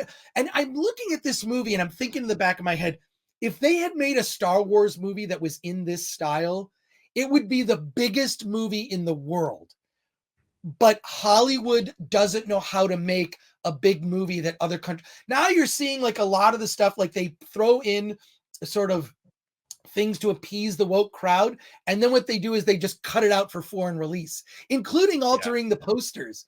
There's the very famous one. So there's a very famous one where, Finn on the Rise of Skywalker poster is just made like almost like minuscule where you could barely see him. It's ridiculous, but there's a big story here. There's a couple of big stories I just want to say. One, Indian cinema is here, and you need to pay attention to it because if you are annoyed with woke Hollywood and the BS nonsense that we're seeing that's infected, it's destroyed every franchise. I have to give a recommendation to Gary Beekler's Neurotic channel. Just put out this video on Monday, and it's called The Top 5 Murdered Franchises. I'm not going to give you the rankings, but I guessed incorrectly. But he goes through all these like great film franchises, great film and television franchises, and how all of them were destroyed by throwing in like agenda and ideology that the audience like, what are you doing? Mm-hmm. And it's when he points it out, I think the video is like 10 or 15 minutes. Go to the Nerdrotic YouTube channel, look up the top 5 murdered franchises. The thing is like, so the Gary's video is amazing. I watched it live. I watched it live. It was so great. Like, but that sort of shows it. But I've always been an optimist. I've always been like this stupid, how do I keep a thing that I started when I was a teenager, which was a long decades ago. Okay. How do I keep something like Film Threat in existence from the time I was a kid? It's stupid optimism. Stupid. I'm just going to say it. So my thing is that we can sit here and we can talk about how Star Wars is awful and Star Trek is awful and Disney is awful and this is being, you know what? Watch something else. And this is what this channel is about. What our channel is about, and Alan, because we talk about this all the time. This channel is about supporting indie films for sure, and we'll review if it's opening in theaters. We're going to talk about it, but we want people to know that there are other choices out there. And I think the pivot should be that it's like, fine, go see your Doctor Strange, which next week I'm seeing Doctor Strange 2 on Monday. You're seeing it Wednesday. So Wednesday night, Hollywood on the Rocks, we're going to have a Doctor Strange 2 non-spoiler discussion. And it will be late, a late night one. It's going to be a late night one, probably start about 8 p.m. or so. So yeah, we'll I'll be start midway it through late. the screening at that point. Well, no, you'll still be at the screening, but I Yeah. like to get like I feel like we kind of build an audience as we go.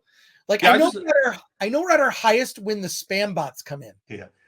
I just want to say that you know, I feel like things are turning a corner. You know, I talked about the financial responsibility that the studios don't feel they have anymore. But when you look at Disney stock prices, when you look at Netflix subscription rates, and when you watch the gutting of Warner Brothers right now, you know, they're finally being held accountable, hopefully, to what they're doing, what they've done to our franchises, and hopefully they will learn the lesson. And that's the biggest part. Will they learn that lesson and correct course? But it's Shelby AC. I'm glad you guys stay positive. Not good to have negative fatigue. Mm-hmm. I agree. Like I'm just like, you know, there's always like you can watch like classic films.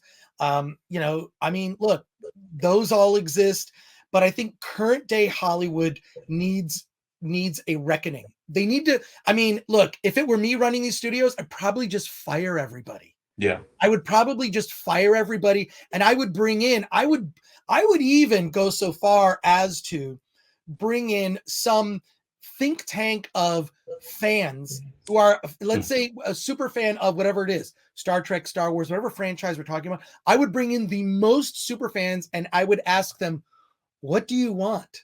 What are you looking for? It's so weird that it used to be that there was this symbiotic relationship between fans and, you know, creators. And I feel like that there's become a divide and almost an arrogance and a disdain for fans. That is a completely wrong road to go down. Yeah. That is going to lead to more and more people being turned off by Hollywood, I believe.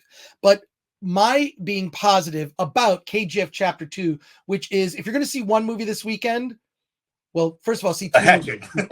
see Hatching, and then also see KGF Chapter 2. Memory you can forget. Memory, you can totally forget about that movie. Why didn't I say that during the review? Yeah, there's the quote.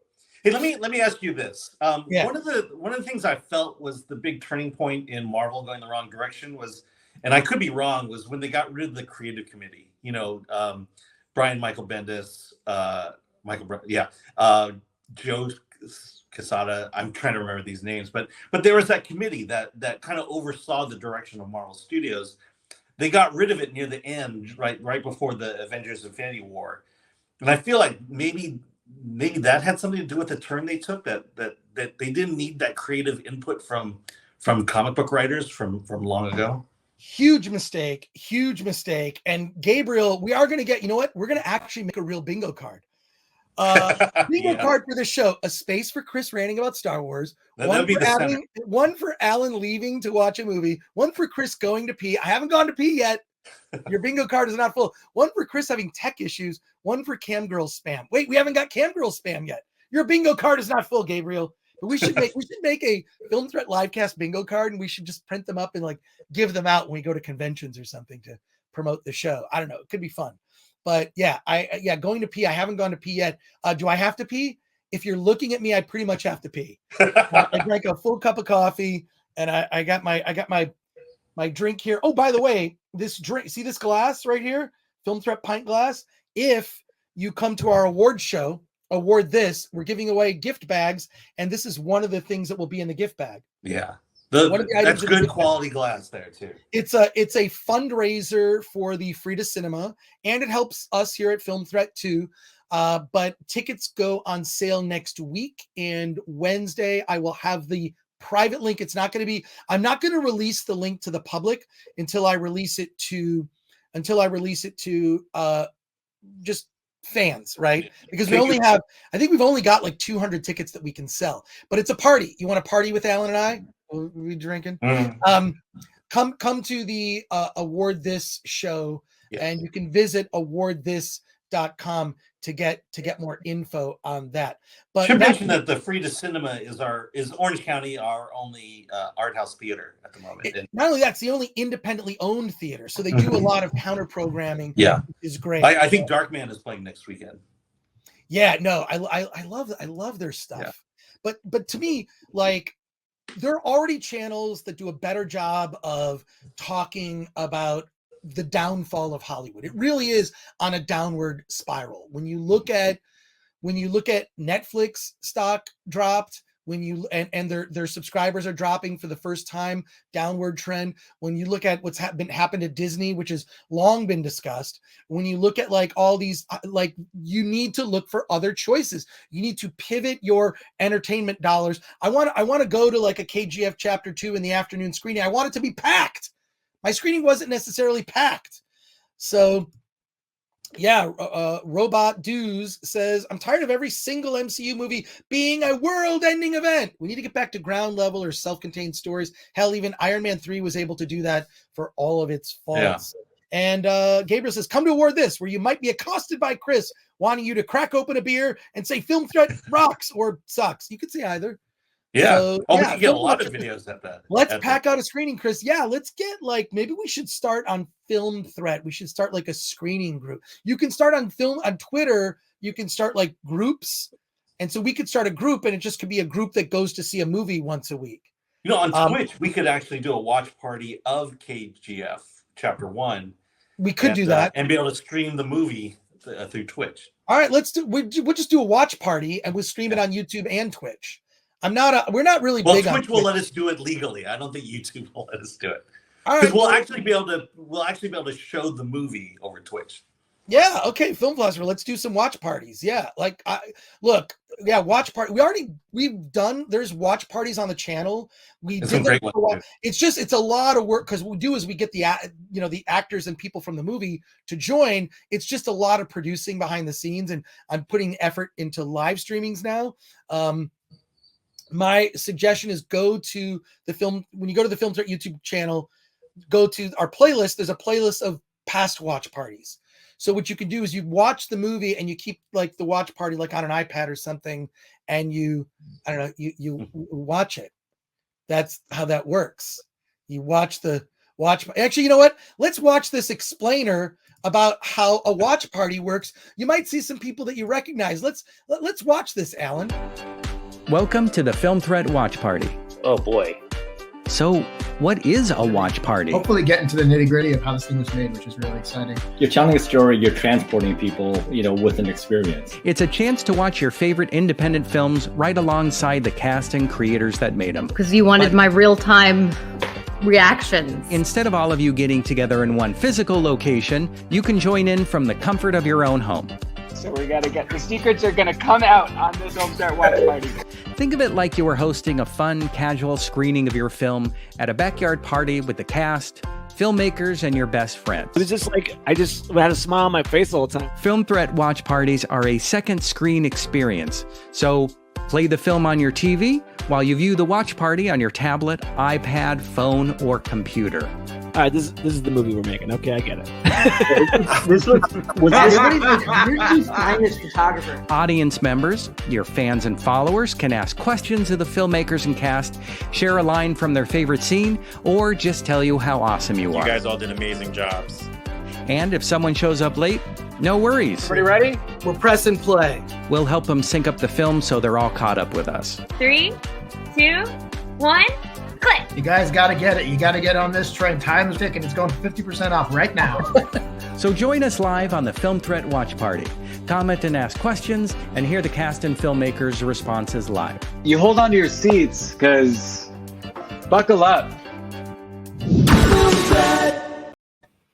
And that was just literally, we made that video because it was impossible to explain to like actors. Yeah. That was Dan Fogelberg, right? By the way, from Fantastic Beasts. Well, Mick Foley and Tony Hawk. And Mick Foley, Tony Hawk was there. David Cross. David Cross, a bunch of people you probably recognize. But so Dan was actually filming the latest Fantastic Beasts movie in London and still did the watch party with us for a comedy called The Argument, which is strongly recommend that movie. It's directed by a guy who's in the band Rooney.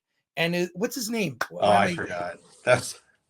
Anyways, we made that video specifically to explain to people how a watch party works, because every time we try to explain it, no one would understand.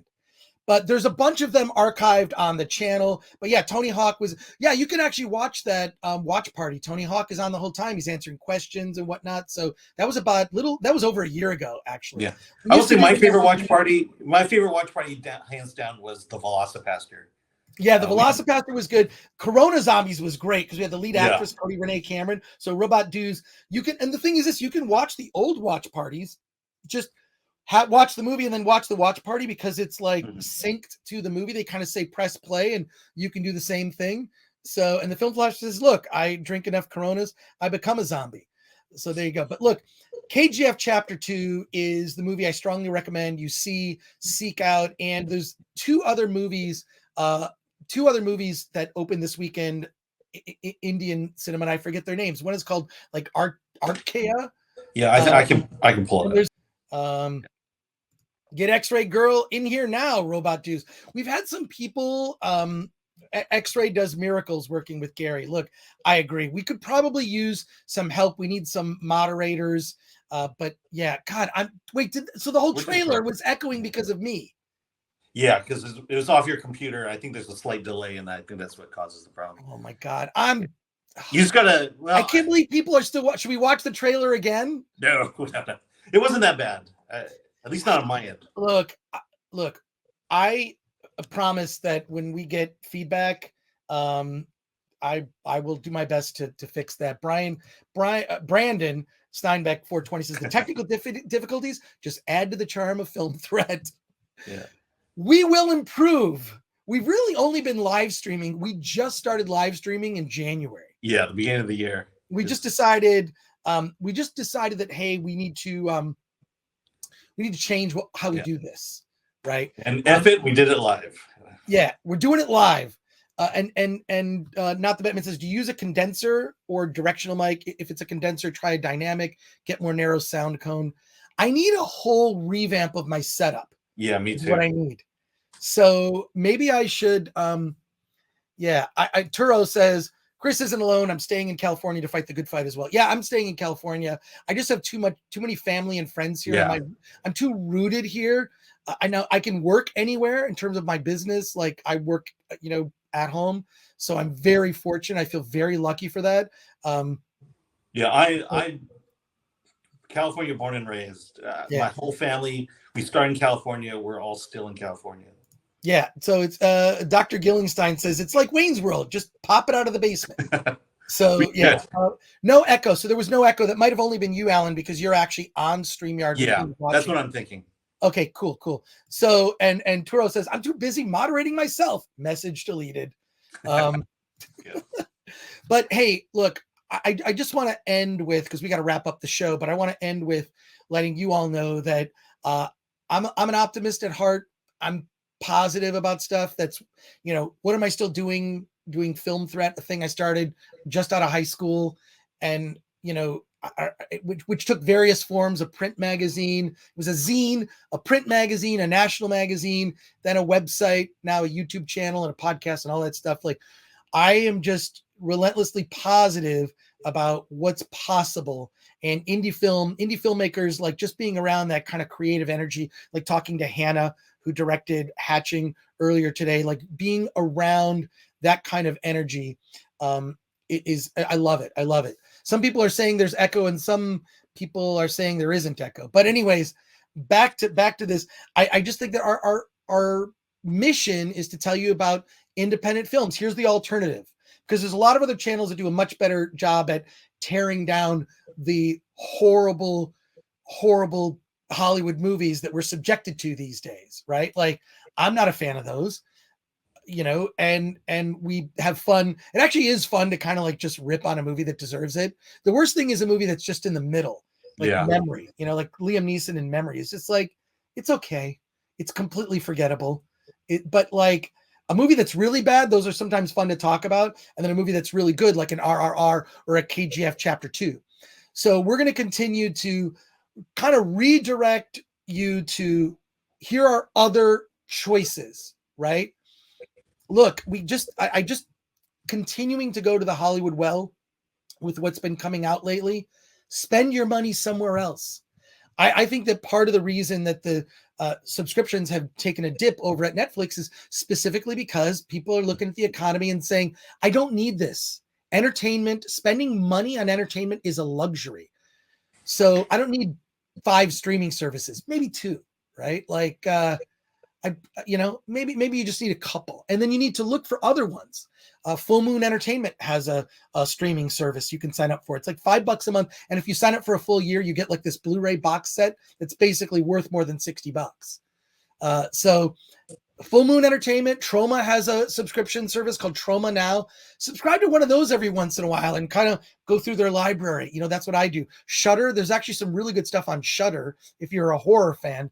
Really amazing stuff. So I really think now it's you vote, and this is why I actually have issues with streaming services, is because we don't know the numbers. We don't know, and it's so easy to lie. And when you look at the box office, you go, people voted with their pocketbooks to see this movie, and this movie's it's a piece of marketing, right? The number one movie doesn't always mean it's good, but yeah, Criterion Collection has their own streaming services, says Not the Batman.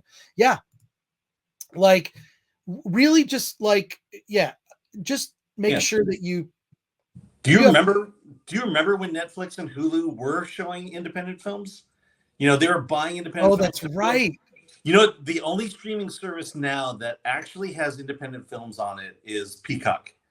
You can watch The Velocipaster on Peacock. You can watch No Safe Spaces on Peacock. You can watch those on Peacock, and then also HBO Max has been buying indie films too. You have to dig for them, but they're there. HBO Max, probably my personal favorite streaming service, because it has all the DC stuff on there. It's just all there. Yeah. And then also and Peacock has wrestling, which is not going woke, which is great. I love that. Yeah.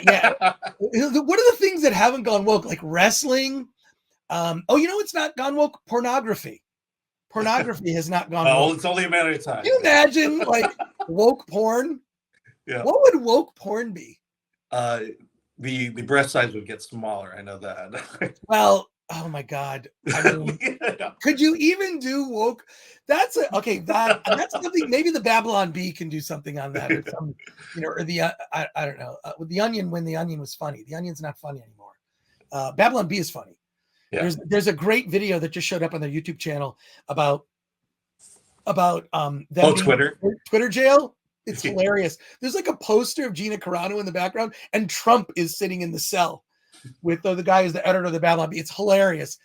Check out that the Babylon Bee. Shout out to the Babylon Bee and the Babylon Bee YouTube channel. But yeah, Fletcher Williams says woke porn is new Star Trek and Picard. That is the new porn. And RMFX says, I keep getting Netflix free from Verizon. I don't pay extra for any streaming. Yeah, I get Netflix free through T-Mobile, which is what I have. So, and Goober says, I shudder to think what woke porn would slap me in the face with. Yeah. This woke porn sounds like a Mr. Show sketch. Yeah, we have to workshop that woke porn, and then I don't know. I think at the point of climax, they're gonna emasculate you and just kill it. Yeah, or woke a woke version of Is It Cake on Netflix. That show Is It Cake is the weirdest show. I love that show. First of all, it just makes me want to eat cake. But we're gonna wrap things. Okay, here we go. I think it's funny. Chris still pays for streaming services. Look. I just feel an obligation. There are certain it's our job. It's our job. I pay for some streaming services. Okay, we'll have a discussion, Turo. Yeah, we'll have a discussion. There are ones the ones I pay for, and then I'm not gonna. There's a way to share them. That's Here, Patrick Lemire says 2 girls, 1 patriarchy. There you go. And then Robot Dude says, I canceled all my streaming services. Yeah, I think a lot of people are doing that now. I think a lot of people are just doing that. But Alan, I think it's time we wrap things up. Here we go. The Film Flash says, let's come up with some woke porn titles. All right, I think we should put a pin in it. Yeah, though. I think that's a Hollywood on the Rocks. That's a Hollywood on the Rocks. Like Gotcha. late night, we get a little more blue in the late night show. This is our morning show. Here you go. I just took up a rum drinking habit and learned how to sail, says Robot Dudes. Here we go. I know Corey a lot of new sailors nowadays. Yeah, well, in Chris and Alan's case, it's probably all tax deductible. It is. Yeah, it is. Oh my God, here we go. Not the Batman. Blue hair job. Oh my.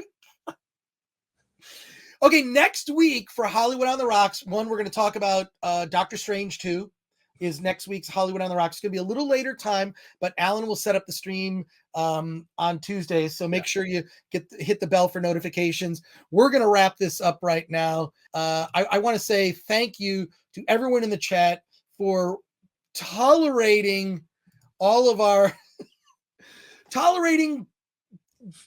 mistakes and whatnot, the echo, and we will get better at this. We are going to get some mods in here eventually, and maybe we definitely need some sort of version of an X-Ray Girl. I want to say visit awardthis.com. Tickets are going to go on sale very soon. It's Saturday, May 21st, starting at I think 6 p.m. is the cocktails and red carpet. The show's at 7:30 p.m. and there'll be an unofficial after party. And I'll tell you about that, where that is. Support us and buy something. Go to shop.filmthreat.com. And look, do you want the 4K digital edition of Singing in the Rain? Go to Film Threat on Twitter and comment on it's just a few posts down, you'll find it. And if you want to contact Alan and I for any reason, go to filmthreat.com/contact. You can send us stuff, and make sure you here you go. Another thing, subscribe to the Film Threat email newsletter. For alerts and updates, go to filmthreat.com/newsletter. We do a newsletter blast twice a week, kind of let you know what we're up to. And we put things in there that we don't put on the site, like just little bonus things are in the email newsletter. So sign up, filmthreat.com/newsletter. And there you go. Alan, you are at the San Francisco International Film Festival. Are you going to be doing like maybe a live stream on like San Francisco and what you saw, or not? I don't believe so. No. So all right. I know you're just bringing up this now. There wasn't a plan for it, but.